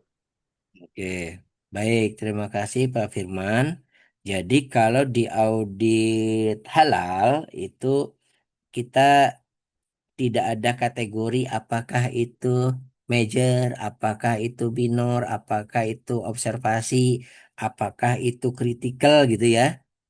Di dalam audit SJPH halal itu tidak ada. Yang pasti adalah temuannya adalah kesesuaian dengan standar atau ketidaksesuaian. Seperti itu sih Pak. Oh, jadi tidak Mengenai tidak dampaknya wajib itu ada sebenarnya itu ya Pak ya, kalau di halal. ya, ya itu temuan atau bukan itu aja Pak. Kalau temuan ya tulis temuannya. Nanti Oh, yang pastinya setiap temuan memang harus ditindaklanjuti untuk diperbaiki. Seperti itu Pak Firman. oh baik. Jika demikian Pak, terima kasih. Sama-sama Pak Firman. Silakan ada yang lain Bapak Ibu. Oke, kalau sudah jelas, Bapak Ibu saya sudah kirim. Pak, saya Pak Oh, izin Pak mau bertanya. oh, mangga silakan Ibu Mega. Ya, Pak izin Pak. Kalau untuk audit internal ini, apakah itu, nah hasilnya akan dilaporkan kembali ke BPJPH, Pak, untuk setiap tahunnya. Ya, jadi sesuai ketentuan bahwa laporan audit internal itu dilaporkan ke BPJPH Bapak Ibu. Oh, Bapak Ibu membuat aja seperti summary-nya. Jadi tidak perlu mengupload semua temuan gitu ya. Supaya memudahkan sih lebih baik Bapak Ibu membuat summary-nya. Melaporkan kegiatannya kapan dilakukan, timnya siapa, jadwalnya mungkin menjadi adjustment ya jadwal seperti tadi. Kemudian temuan auditnya Bapak Ibu bikin summary aja, misalnya bagian ini temuan satu, dua, bagian ini, temuan ini, kemudian tindak lanjutnya bagaimana gitu ya, sampai dengan mungkin statusnya seperti apa. Ya, misalnya ini masih udah close, masih ditindaklanjuti seperti itu Bapak Ibu. Jadi yang Bapak Ibu laporkan sebenarnya lebih baik Bapak Ibu saya sarankan sih membuat summary-nya. Ya, summary laporan audit sama seperti Bapak Ibu kalau setiap kegiatan kan ada laporannya ya. Seperti apa? Nah, itu nanti kirimkan kepada BPJPH. Gitu ya Bapak Ibu. Sampai saat ini laporan audit internal kepada BPJPH itu Bapak Ibu bisa melakukan dengan cara email saja karena oh, belum masuk melalui ke email dalam ya, si Pak? halal. Bukan melalui website atau apa gitu ya, Pak? Berarti Bisa melalui email saja ya? ya, tapi em, harapan kita kan pengennya sih masuk ke dalam si halal ya Bu ya. Iya, Belum gitu, masuk, Pak. tapi sampai saat ini tuh nampaknya BPJPH belum. Oh, belum. Oke, baik. Ya, jadi masih melalui email, tapi minimal Bapak Ibu sudah menunjukkan bahwa Bapak Ibu sudah menerapkan sistem bahwa audit internal sudah dilakukan setahun sekali di perusahaan Bapak Ibu. Iya, Ya, iya. gitu Bapak Ibu. Sama izin, Pak, mau bertanya satu lagi, Pak. Silakan Kalau ya. untuk titik-titik krusial untuk auditor eksternal itu biasanya tuh apa ya, Pak, yang menjadi acuan dia tuh kayak, wah ini nih harus, eh, ini tuh krusial banget nih, harus kita apa sih namanya telusuri kayak gitu-gitu. Itu di bagian apa ya, Pak, biasanya? Biasanya ya, kalau itu Mm-mm. sih sosialisasi kebijakan halal, itu pasti ditanya tuh Bu. Oh, sosialisasi kebijakan. Terus kemudian eh, tentang bahan Bu, itu hati-hati sekali tuh, karena bahan itu paling enak buat ngaudit tuh Bu. Bahan ya, Ya Bu krusial ya. sekali ya, Pak. Iya, pastikan bahwa bahan-bahan ibu itu sudah clear semuanya gitu ya Bu ya. Apa kemudian juga jangan sampai ada yang terlewat gitu ya Bu ya. Hmm. Kemudian jangan sampai kemudian bahannya A B C D E Hmm. F ternyata di lapangan ketemu A B C D E F G H. Nah, ada dua tuh yang tidak. Nah, itu makanya hati-hati tuh Bu ke sana yang sama biasanya potensi-potensi kontaminasi gitu ya Bu ya. Kemudian tentang kalau yang apa biasanya sih fokus ke sana dan produk-produk Bu. Produk-produk pastikan produk-produk yang apa yang ibu daftarkan yaitu yang apa itu yang ibu buat gitu loh. Jangan sampai kemudian pada saat ke sana kok ada produk beda tapi tidak ada di dalam daftar. Nah, itu biasanya menjadi penting gitu loh Bu ya. Jadi sebenarnya sih tergantung auditornya sih. Tapi biasanya yang kenceng-kenceng itu ke sana Bu. Ya, ke sana ya, Pak. Oke, Ya, sip. tentang bahan biasanya. Baik, Pak. Oke, Terima Bapak kasih. Ibu. Oke, sama-sama. Ada lagi yang lain?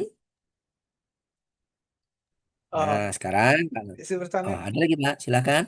eh Oh, Pak Edi, silakan Pak Edi. Mustafa, Pak. Mustafa dulu Pak, Mustafa dulu. Iya, Oh, monggo, monggo, siap. silakan Pak. Izin Iya, bertanya ngantri ya, ya, Pak Pak. Osid. Siapa dulu nih? Ah, Yang saya, Pak, itu antrinya masih ada Pak Oh, Yudi, silakan ada Pak Pak Edi. Mustafa. Iya. Silakan Pak Mustafa. Izin Pak bertanya. Berarti itu untuk laporan auditor itu bukan yang dilaporkan di pengajuannya ya, pengajuan reguler di manual ah, Hmm. halal. Hmm, hmm, hmm. Jadi itu dari pihak auditor ya, bukan dari pihak kami sebagai pemohon gitu ya. Apa gimana, Pak? Nah, begini Pak. Pada saat Bapak melakukan pendaftaran apa? Pendaftaran sialal ya, pendaftaran sertifikasi. Hmm? Kemudian Bapak Ibu kan berarti sudah termasuk juga laporan internal audit yang dilakukan, Pak. Jadi Bapak sebelum mendaftarkan itu sebenarnya sudah melakukan apakah sudah melakukan banyak hal ya. Bukti termasuk juga bukti aktivitas internal audit yang sudah Bapak lakukan. Ya, itu menjadi bagian laporan karena nanti kita memastikan bahwa si ketika LPH datang mengaudit kita, audit internal sudah dilakukan. Jadi sebelum dilakukan audit eksternal, Bapak Ibu sudah harus melakukan audit internal terlebih dahulu. Gitu. Ya. Nanti kalau sudah dapat sertifikat, nah baru Bapak Ibu harus melakukan audit internal rutin yang sifatnya setahun sekali tersebut, Bapak Ibu. Hmm. Jadi misalkan begini, sekarang bulan Juli, ya Pak ya. Kemudian Bapak nih mempersiapkan nih. Kemudian ternyata Bapak akan mendapatkan mungkin di audit nanti di bulan September misalkan. Karena kan Bapak akan melaksanakan dulu.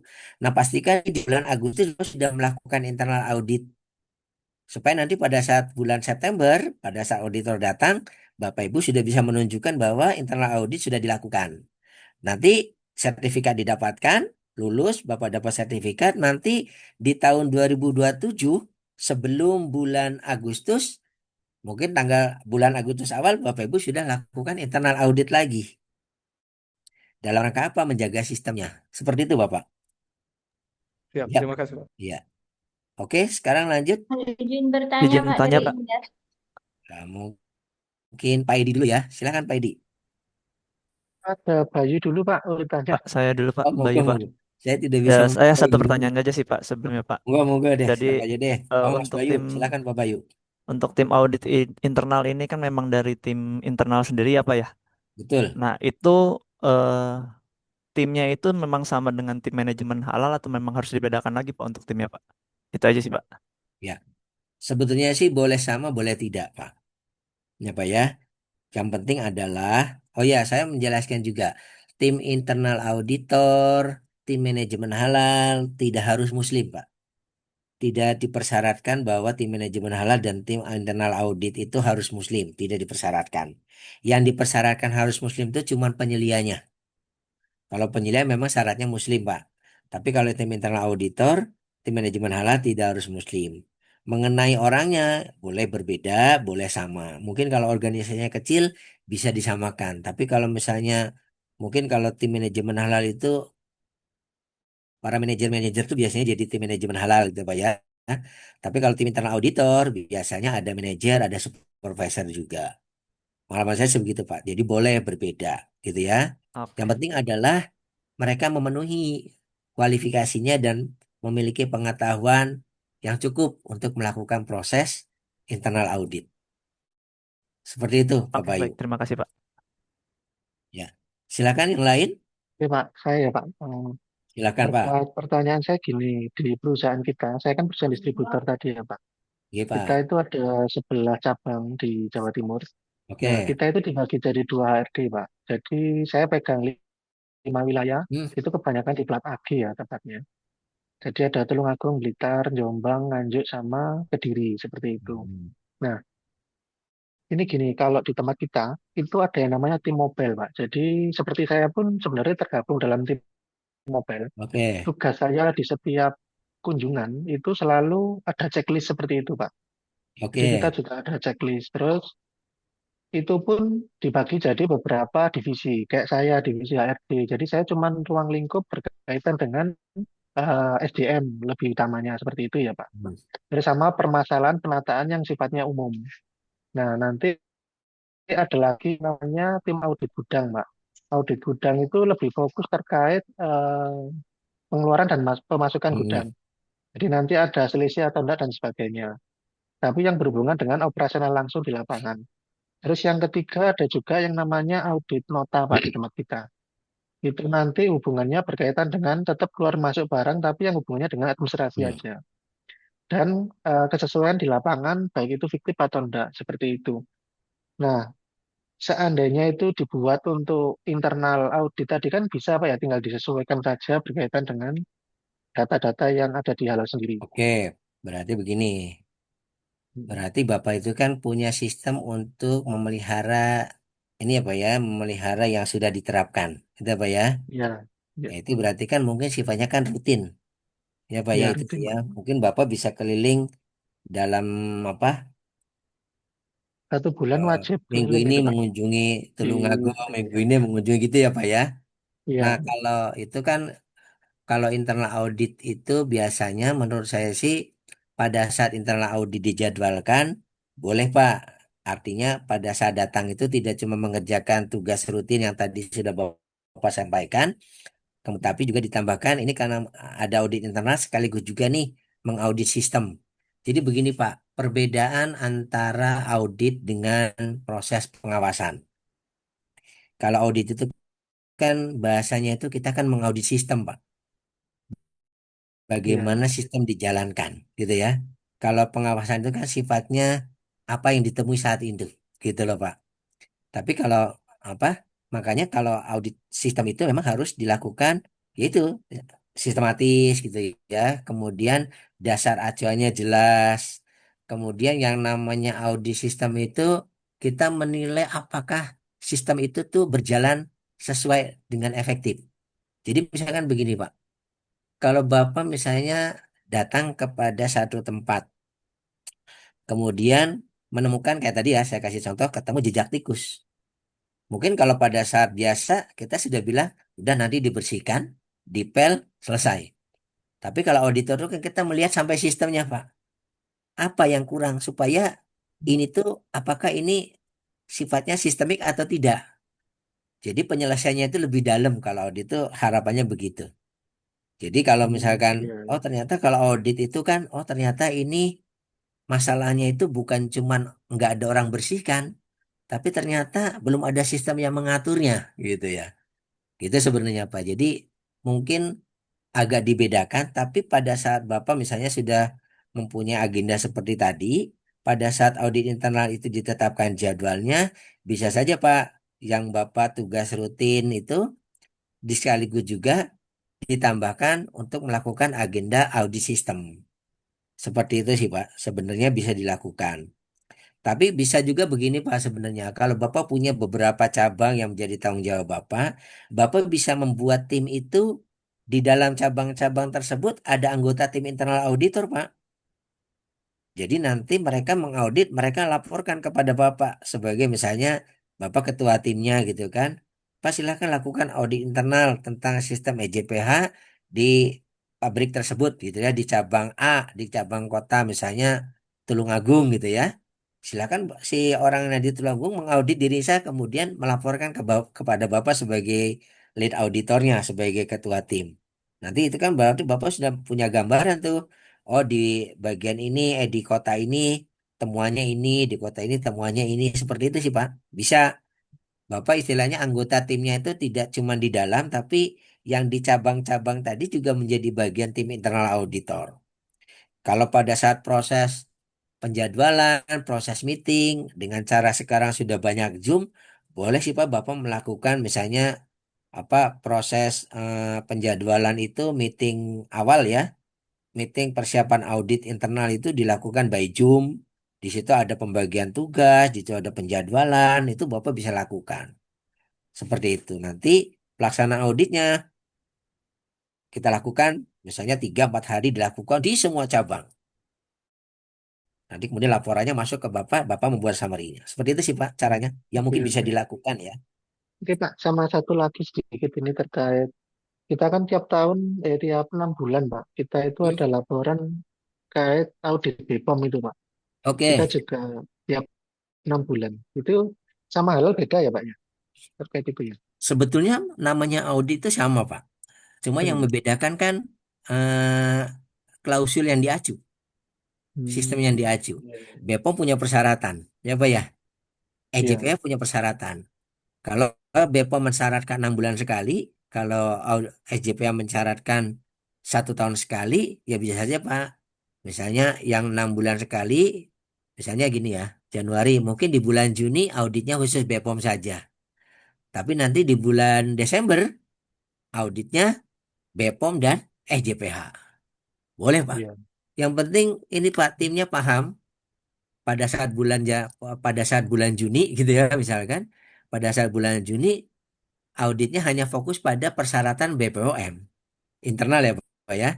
Tapi pada Iya. saat bulan Desember mereka pegang dua standar diintegrasikan tuh. Selain mengaudit BPOM, persyaratan BPOM, juga mereka memegang persyaratan SJPH. Seperti itu Pak bisa. Karena Oke, kan Pak. Terima SJPH kasih. kebetulannya 6 bulan setahun sekali. Kalau Iya. BPOM Auditnya 6 kan bulan 6 bulan sekali. Seperti itu, Pak. Oke Pak, Ya, terima kasih. silakan sama-sama. Izin bertanya Pak. Boleh, Pak Mustafa lagi ya? Silakan, Pak Pak. Holil Pak. Oh, Pak Holil. Oh ya, Ya. Alhamdulillah. Pak Holil. Ya. Ini Pak, terkait nanti Pak untuk uji kompetensi BNSP ya Pak ya. Nah itu kan ada 6 unit kompetensi. Betul. Nah dari tugas satu, tugas unit kompetensi 1, 2, 3, sampai 6, saya cermati ya Pak ya. Itu yang mirip dengan perusahaan kami itu cuma 1 dan 2 Pak. Unit kompetensi 1 dan 2. Unit kompetensi 3, 4, 5, 6 kan studi kasus nih. Ya, kebetulan studi kasusnya kan ada yang makanan ya. Kemudian ini yang audit ini juga kelihatannya tidak sesuai dengan di kami gitu Pak. Nah Hmm. ini untuk kepentingan dengan dengan pelatihan ini sih oke lah ya. Nanti tugas-tugas kita penuhi. Nah untuk kepentingan yang uji kompetensi BNSP nih Pak. Mau Hmm. nggak mau saya bikin dummy nih Pak. Ya Pak ya. Karena memang sistemnya kita belum punya ya kan. Nah, sistemnya kita belum punya, nanti kita bikin dummy disesuaikan dengan kondisi lapangan yang ada. Bisa ya Iya, Pak ya? betul. Betul, Pak. Nah, itu satu. Jadi nanti Ya, hmm, lanjut. ya. Yang satu lagi Pak. Yang satu lagi ini Pak. Kan kita akan mengajukan sertifikasi halal nih Pak. Sedang waktunya kan mepet nih ya, sampai dengan bulan Oktober. Kita kejar-kejaran sama waktu nih Pak. Nah, Oke. sedangkan untuk menyusun sistem ya, membentuk tim audit, terus melakukan audit halal internal ya, bukan audit mutu ya Pak ya. Nah, itu kan perlu waktu menyiapkan SDM gitu Pak. Nah, seandainya sampai dengan Oktober kita belum bisa mendaftarkan sertifikat halal. Itu gimana Pak kira-kira solusinya gitu Pak. Makasih Pak. Ya. Kalau yang pertama tentang itu, Bapak kan sebetulnya kalau nanti uji kom itu yang kalau di dalam tugas kira kan mengukur pemahaman Bapak ya, Pak ya, pemahaman peserta. Kalau nanti di saat uji kom itu sebetulnya yang harus Bapak banyak jelaskan tuh lebih pada laporan OJT-nya, Pak. Makanya ada OJT. Ya, OJT itu kan berarti kan Bapak bagaimana menjadi penyelia di perusahaan Bapak, gitu ya, Pak ya. Nanti kan sama semua unit kompetensi itu nanti di dalam laporan OJT itu ada, gitu ya, Pak ya. Mungkin kalau pengawasan kalau sekarang dituangkan dalam bentuk tugas kelas berdasarkan studi kasus, tapi kalau nanti laporan OJT bagaimana Bapak melakukan proses pengawasan di perusahaan tersebut, di perusahaan Bapak gitu ya. Nanti apa temuannya, apa rekomendasinya, seperti itu sih ya, Pak. Audit internal juga sama. Kalau sekarang audit berdasarkan studi kasus, kalau nanti pada saat OJT Bapak benar-benar melihat apa saja yang sudah diterapkan dan belum di ya, perusahaan tersebut. Terus yang kedua tentang sebetulnya kalau bicara sanksi, mungkin sebaiknya ditanyakan pada saat materi regulasi kemarin ya Pak ya. Hmm, Tapi sepanjang ini sih menurut saya yang penting mah Bapak sudah memulai dulu Pak. Ya baik. kan, Bapak sudah bersiap-siap, kemudian nanti saya juga belum tahu nih akan sanksi seperti apa, akankah ada perpanjangan, tapi kan pemerintah sudah menetapkan ini dulu. Nah, mari kita sama-sama berusaha saja dulu. Soal nanti kemudian ternyata pada saat Oktober, 16 Oktober ternyata masih belum, tapi Bapak sudah berproses, ya mudah-mudahan sih tidak kena Ya, sanksi aman apa-apa Pak ya ya. Pak ya. Iya, Betul, betul, itu betul. sih Pak sebenarnya. Kami Oke. tentang sanksi-sanksi kami belum tahu nih bagaimana informasi dari BPJPA terkait hal tersebut gitu. Bagaimana bagi perusahaan yang belum memulai apa-apa gitu ya. Ya, Gitu sih Pak. betul Iya. Pak. Oke, terima kasih Pak Holil. Ada lagi yang lain? Mungkin terakhir ya, kita akan masuk ke studi kasus nih. Izin ditanya, Pak. Ada Silakan, Pak. ibu-ibu deh sekarang. Ada Pak. Ibu-ibu dulu. Tadi suara. Ibu, ibu. Silakan Ibu. Oke, oke. Ibu, siapa tadi yang mau bertanya? Saya Indah, Pak. Oh, silakan Winda. Ya, bertanya, Pak. Jadi, apakah seorang penyelia halal itu bisa merangkap posisi di dalam tim manajemen halal? Misalnya dia sebagai ketua wakil tim manajemen halal merangkap anggota halal internal. Boleh Ibu. Boleh. Ibu misalnya ditugaskan di tim manajemen halal sebagai ketua. Kemudian Ibu juga ditugaskan juga sebagai ketua tim internal auditor. Boleh. Bisa Bapak Ibu. Seperti itu. Boleh merangkap. Oke, Ibu Indah, putus-putus nampaknya. Oke ya. eh Mungkin satu lagi nih Pak Mustafa masih resen. Ada pertanyaan Pak Mustafa atau sudah? Pak Abdullah dulu yang masih duluan dia. Oh, monggo, Ya Pak, monggo, bisa. monggo. Silakan. Ayo Pak, Ya, silakan Pak. Dengan Pak siapa? Abdullah. Silakan Pak Abdullah. Abdullah Pak. Silakan Pak Abdul. Ya, Pak. Ini dalam kasusnya pengembangan produk Pak, kan berarti produknya produk baru nih ya. Ah, ini ada beberapa bahan kami itu yang belum ada mutasi, belum ada pembelian, belum ada pemakaian, Mm-mm. belum ada penjualan produknya. Mm-mm. Nah, eh, sedangkan di sistem di BPJPH itu harus upload eh, kedatangan bahan, pemakaian bahan, penggunaan, terus pengiriman sampai ke customernya siapa kan ada ya di Ya, sistem betul. BPJPH. Nah, kasus itu yang sedang kami mau tanyakan yang mau solusinya seperti apa ya Pak? Ya, Karena ini baru pengembangan produk Kak. Karena ya Pak. si customer ini mau dia ada proses jual beli kalau kita sudah ada sertifikat berjalan dulu produknya gitu. Nah, ini yang Oke. agak kita eh, pusingkan deh gimana Pak ya? Oke. Begini sih Pak sebenarnya. Eh, tapi produk yang sudah berjalan ada Pak? Atau sama sekali belum ada? Ada yang lain ada produk yang Ya. lama ada. Cuman ini Oke. kan karena new produk ya, ada Oke. pengembangan, customer minta produk item Baik, yang baik. belum ada di kita, nah dia minta produk baru gitu Pak. Oke. Berarti Bapak pada saat mendaftarkan produk yang sudah diproduksi maupun yang akan diproduksi didaftarkan saja Pak. Misalnya Bapak sekarang bikin produk ABC, tapi Didapatkan lagi. iya Bapak ternyata punya punya cadangan produk ABC DEF gitu ya Pak ya misalkan. Berarti Bapak Hmm, mendaftarkan juga produk itu dicantumkan di dalam daftar produk. Kemudian bahan-bahan yang digunakan untuk produk DEF tersebut juga dimasukkan saja. Nggak apa-apa Pak. Ya, Jadi maksud tujuan. Bapak produk lama yang sudah bersertifikat itu masuk lagi ke Oh, permohonan baru gitu. oke. Kalau gitu Bapak sebetulnya pengembangan ya Pak ya. Artinya yang ABC itu Iya, sudah masuk. pengembangan betul Pak. Bapak sudah halal berarti sekarang. Ya, tinggal yang D sudah Hmm? Sudah betul halal. Pak. Berarti Bapak mengajukannya Sudah lah. sebagai pengembangan produk. Nah, nanti pengembangan produk itu Bapak Ya, itu daftarkan melalui itu masuk ke Siala tuh Pak, bisa nanti dari BPJPH itu akan menilai udah. apakah ini bisa lah karena Bapak sudah sertifikat halal ya Pak ya. Apakah ini disetujui atau harus dilakukan audit lagi? Nanti tim verifikator yang akan menilainya Pak. Seperti itu. Jadi pengembangan produk itu Oh, kan oke, oke. pengembangan produk ini Oh, kalau yang pengembangan itu ketentuannya. kemungkinan juga, Ya, jadi kalau untuk pengembangan itu bisa jadi diaudit ulang, bisa jadi iya. tidak ya Pak ya gitu. Mungkin nanti kan verifikator yang akan melihat Pak, apakah ini harus dilakukan audit ulang, artinya ataukah ini cukup apa langsung disetujui gitu ya, ngelihat mungkin bahannya bahannya masih bahan yang lama gitu kan, hanya beda Sama, ini berarti gitu. mungkin ya itu kan keputusannya Ada ada beberapa di yang baru gitu ya. kalau ada yang baru berarti kan daftar bahannya juga harus dirubah dulu kan gitu kan Pak, diuji dulu seperti itu. Ya, Nanti betul, tim betul Pak. verifikator sih Pak yang kemudian akan menilai apakah itu langsung disetujui atau harus dilakukan audit internal. Audit ya, audit kembali dilakukan audit. Seperti itu sih Pak. Ya.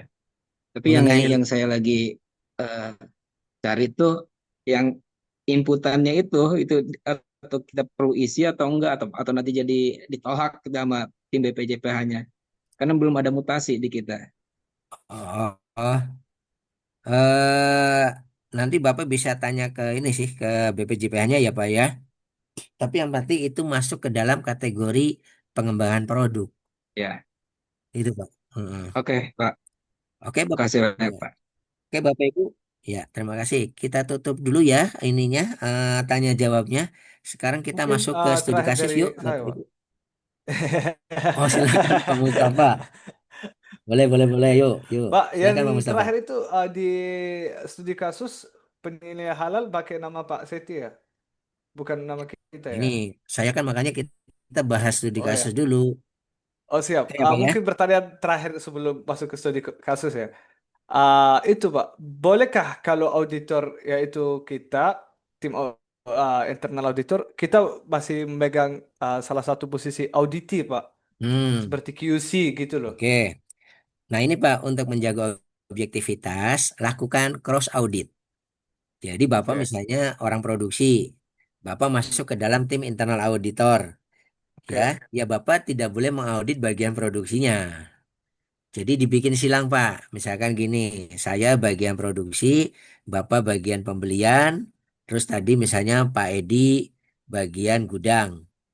Tiga orang Hmm. ini Pak, saya orang produksi, ya tugasnya saya pengaturan oleh ketua tim nih, saya jangan ditugaskan di bagian produksi, saya ditugaskan mengaudit bagian gudang. Siap. Kemudian Pak Edi bagian gudang mengaudit bagian pembelian. Hmm. Pak Mustafa sebagai bagian pembelian mengaudit bagian produksi. Siap. Disilang begitu Pak, ini untuk menjaga objektivitasnya. Gitu ya Pak Oke, ya. siap. Saya tadi lupa tidak menjelaskan itu ya betul. Jadi Siap. lakukan crossing audit ya Pak ya, Oke. supaya menjaga independensi dan menjaga objektivitas internal auditor untuk mengaudit perusahaannya gitu ya Pak Oke, ya. siap. Terima kasih, Pak. Ya, Bapak Ibu yuk kita buka studi kasusnya. Mungkin Pak Mustafa bisa membacakan studi kasus untuk unit kompetensi yang kelima dan enam. Bersedia Pak Mustafa membacakan? Bersedia, Pak. Saya langsung ke lembar kerjanya atau baca dari awal, dari tugasnya? Baca studi kasusnya dulu Pak, biar teman-teman sama-sama menyimak Oke. dulu ya. Untuk Silakan Pak. tugas 3, melaksanakan internal audit dan menyusun laporan audit dan tindak lanjut audit internal. Sesuai rencana kerja manajemen PT Pro Halal Maju Bersama, Pak Setia sebagai penilai halal sekaligus juga saat ini bertugas sebagai internal auditor halal menjadwalkan melakukan audit internal pada tanggal 8 Maret 2025. OPK auditnya adalah dimulai dari tempat penerimaan dan penyimpanan bahan dan area produksi hingga fasilitas distribusi yang dimiliki perusahaan. Audit internal ini dimaksudkan sebagai persiapan sebelum audit sertifikasi. Setelah pertemuan pembukaan, Pak Setia langsung melakukan audit di bagian gudang bahan. Pak Setia didampingi oleh Pak Irfan sebagai KA, Kepala bagian Pak. oh, sebagai kepala ya. Kepala bagian gudang, silakan Oh, Pak. sebagai kepala bagian gudang menemukan adanya bahan baku niacinamide sebanyak 15 drum plastik dengan merek Moist yang tidak terdapat label halalnya. Dari telah dokumen daftar bahan halal yang telah disetujui oleh BPJH dan LPH, niacinamide yang digunakan seharusnya adalah merek Skin dan telah dimiliki sertifikat halal. Pak Setia memastikan dengan memeriksa pada website bbjh.halal.go.id dan memang niacinamide merek Moist belum memiliki sertifikat halal. Saat dicek di bagian pembelian, Ibu Sanur sebagai kepala bagian pembelian memberikan keterangan bahwa niacinamide Moist sebanyak 15 drum plastik baru didatangkan dari supplier seminggu lalu sebagai alternatif karena merek Skin mengalami kekosongan stok di supplier. Bagian pembelian tidak melaporkan ke penilai halal dan tim manajemen halal terkait perubahan penggunaan niacinamide tersebut karena tidak mengetahui dan belum memiliki prosedur yang menjelaskan bahwa dia harus melapor jika ada perubahan bahan di luar yang tercantum dalam daftar bahan halal. Sudah sampai sini saja, Pak? Yap. Nah, Bapak Ibu, mungkin di LK5 adalah isilah checklist audit dan buatkan laporan audit berdasarkan studi kasus di atas. Jadi Bapak Ibu, di sini ada checklist audit, Bapak Ibu. Checklist audit ini adalah format yang sudah kami buatkan, ya Bapak Ibu. Berisi apa? Berisi tentang segala persyaratan, persyaratan terhadap 5 kriteria EJPH ini, Bapak Ibu. Jadi nanti checklist ini kalau Bapak belum memiliki, boleh menggunakan checklist ini untuk Bapak Ibu gunakan. Tinggal nanti disesuaikan saja dengan lingkup. Nah, checklist ini Bapak Ibu yang akan kita lakukan untuk berlatih. Nah, Bapak Ibu sekalian, nanti Bapak Ibu silakan mengisi berdasarkan studi kasusnya. Ini tanggal auditnya tanggal berapa, berdasarkan studi kasus ya Bapak Ibu. Di studi kasus tersebut auditornya siapa, auditnya siapa, lokasi auditnya di mana. Kemudian saya kasih clue-nya nih. Sebetulnya kalau ngelihat dari sini, ini isunya terkait 5 kriteria EJPH yang mana Bapak Ibu? Ada yang bisa bantu menjawab? Di persediaan barang ya, Pak. Ya, kalau 5 kriteria EJPH kan ada apa aja nih? Ada komitmen dan tanggung jawab, bahan, proses Bahan, Bahan, Bahan, pembuatan, Pak. tentang apa? Bahan. Produk. Tentang bahan. Nah, Bahan. Bapak Ibu, Bahan baku, Pak, mengenai. betul sekali tentang bahan. Jadi di dalam checklist ini, seperti setelah Ibu Bapak isi yang ini ya, tanggal audit sampai dengan tanggal audit, Bapak tidak perlu mengisi yang bukan bahan. Bapak Ibu langsung masuk aja ke bahan ini. Kemudian Bapak Ibu isi berdasarkan pertanyaan ini dan berdasarkan studi kasusnya, Bapak silahkan isi apakah yang nomor 1 ini ya atau tidak. Kalau tidak, berarti Bapak Ibu tulis buktinya apa. Bisa dipahami nggak? Kemudian pertanyaan nomor 2, apakah ya apa tidak. Kalau ya berarti dibiarkan, tapi kalau tidak berarti harus ditunjukkan keterangannya apa.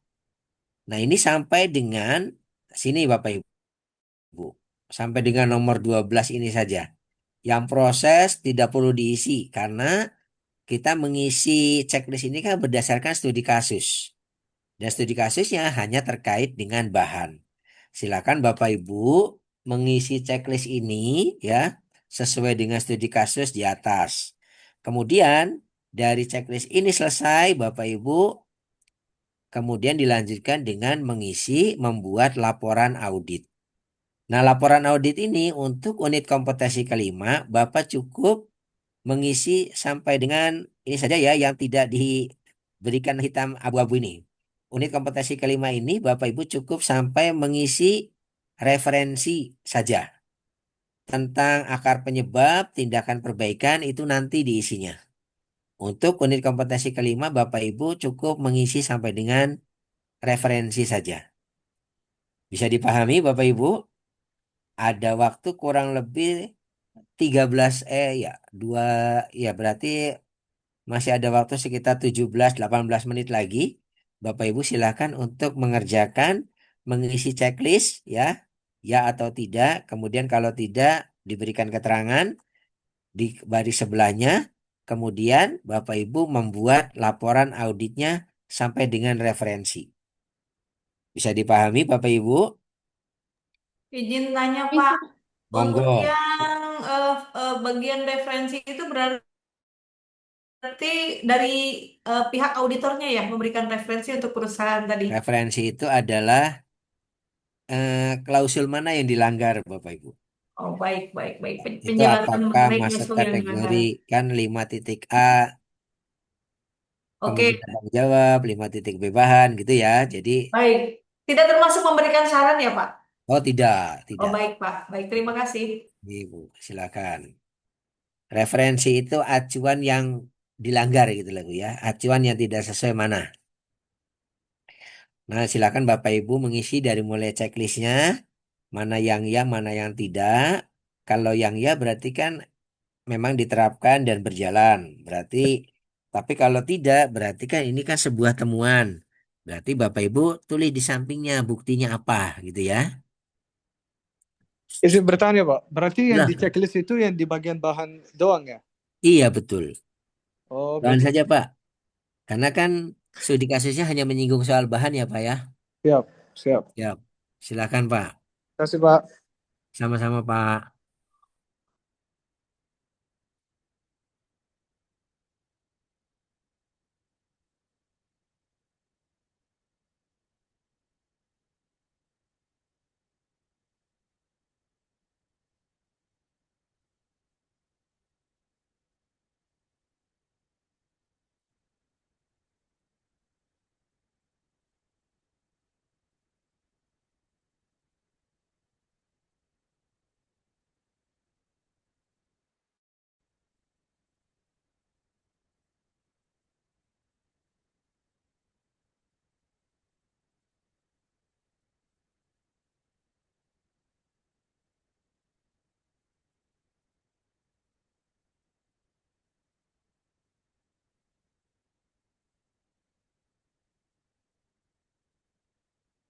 Kira-kira yang pertanyaan bahan nomor satu itu jawabannya ya atau tidak, Pak?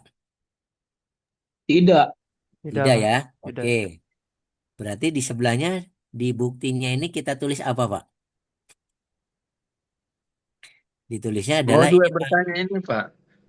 Ditemukan 15 drum plastik merek Mois yang tidak Yes. bersertifikat halal. Itu contoh, Pak.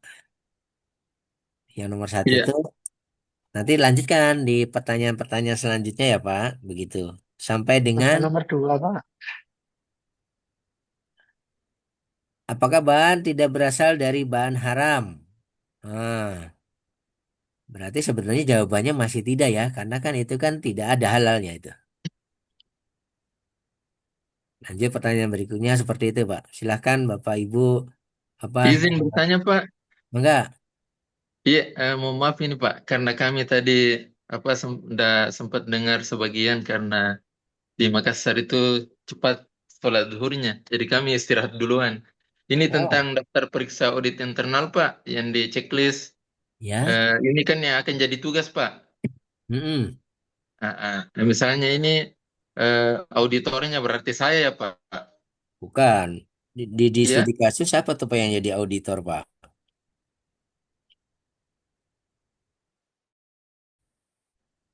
Jadi eh, laporan ini dibuat berdasarkan studi kasus, Pak. Bapak Presiden. Di studi kasus kan auditornya siapa itu namanya. Jadi ini bukan kalau iya. nanti Bapak silakan baca studi kasusnya, kemudian isi berdasarkan studi kasus. Oh, berarti namanya di situ Pak Setya ya, Pak, yang Iya, auditor. iya Oh, betul. Auditornya berarti siapa? auditnya PT Auditinya Pro Halal siapa? Maju Bersama. Oh, Iya, baik, Pak, paham, paham. ya Pak ya. Iya, makasih, Pak. Silakan. Makasih sama-sama Pak. Jadi diisi berdasarkan studi kasus, bukan berdasarkan apa di pekerjaan Bapak, tidak ya. Untuk unit kompetensi kelima ini pengisian tugas berdasarkan studi kasusnya. Unit kompetensi yang ke tadi juga ya, yang ketiga dan empat juga sebenarnya kan semuanya berdasarkan studi kasus. Yang kelima juga sama berdasarkan studi kasus.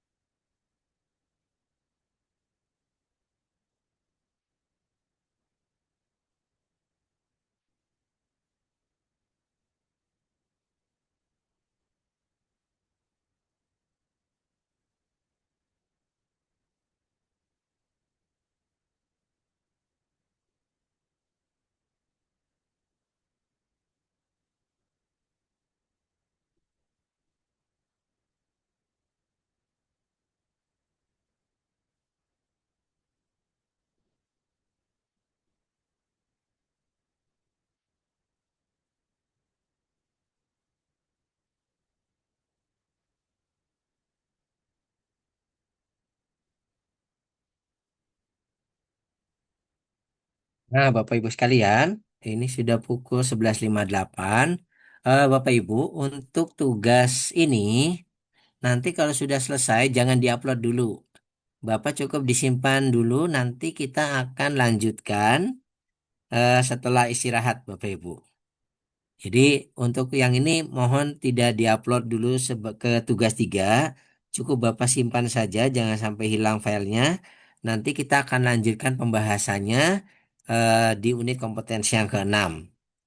Jadi tugas yang ini melingkupi studi kasus ini untuk pembahasan unit kompetensi ke-5 dan ke-6 ya. Nanti jam 1 kita nanti setelah istirahat jam 1 kita akan ketemu lagi untuk melanjutkan di unit kompetensi yang ke-6 dahulu, kemudian dilanjutkan dengan melanjutkan tugas yang berdasarkan studi kasus yang sudah Bapak Ibu kerjakan gitu ya. Jadi kalau sudah disimpan saja dulu Bapak Ibu, jangan diupload ya, jangan diupload ke sistem. Sambil menunggu, silakan Bapak Ibu mengerjakan, tapi nanti jam 12 saya akan akhiri dan kemudian nanti kita akan ketemu lagi di pukul 1.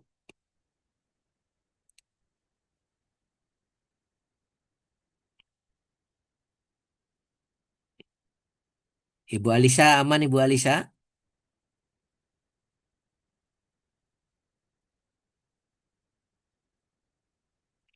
Lancar ya?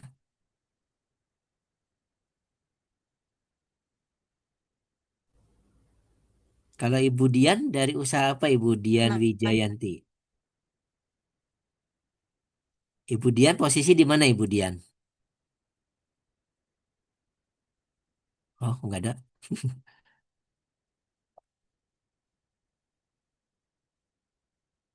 Oh, Ibu Dian. Ibu Dian, oh masih di mute Ibu. Oke. Ibu Ya, Dian ya posisi di Pak, mana Ibu halo. Dian? Suara saya dengar Pak? Ya, Ibu Dian, ya kedengar Ibu. Iya, saya di Mojokerto. Kebetulan kami di bidang produksi gelas plastik sama tutup plastik. Oke, berarti masuk Jadi barang food gunaan ya Bu packaging, ya. betul. Heeh. Bahan-bahan plastik ya berarti ya Bu ya. Iya, Gelas dan gelas dan oh tutupnya gelas dan Pak. tutup. Dari gelas berbagai ukuran dari 12 sampai 22. Ya, itu latar belakangnya kayaknya gudang ya Bu. Iya, Gudang mantul bahan ini baku. kaca di depan saya itu Pak produksi. Oh, oke, oke. Iya, Iya masuk barang gunaan berarti. Oke. ya. Oke, Ibu Bapak, sudah pukul 12.01. Saya bisa mengakhiri materi unit kompetensi ke-5 ini. Dan kemudian mari kita sama-sama beristirahat 1 jam antara jam 12 sampai dengan pukul 13.00. Nanti setelah jam 13 saya akan masuk kembali Bapak Ibu. Nanti unit kompetensi ke-6 saya melanjutkan menyampaikan materi ini. Ya, jadi Bapak Ibu tugas yang tadi sudah dikerjakan untuk unit kompetensi ke-5 Bapak Ibu jangan diupload dulu, cukup disimpan saja dulu. Nanti pengisian selanjutnya akan dilanjutkan setelah saya menjelaskan materi unit kompetensi yang ke-6, Bapak Ibu. Kita tutup dulu ya, Bapak Ibu, dengan mengucapkan Alhamdulillah. Selamat beristirahat. Kita ketemu lagi pukul 1. Kita tutup. Bila taufiq wal hidayah. Wassalamualaikum warahmatullahi wabarakatuh. Waalaikumsalam Waalaikumsalam warahmatullahi warahmatullahi wabarakatuh. wabarakatuh. Waalaikumsalam Terima kasih Pak warahmatullahi Asep. wabarakatuh. Sama-sama Pak, selamat beristirahat ya.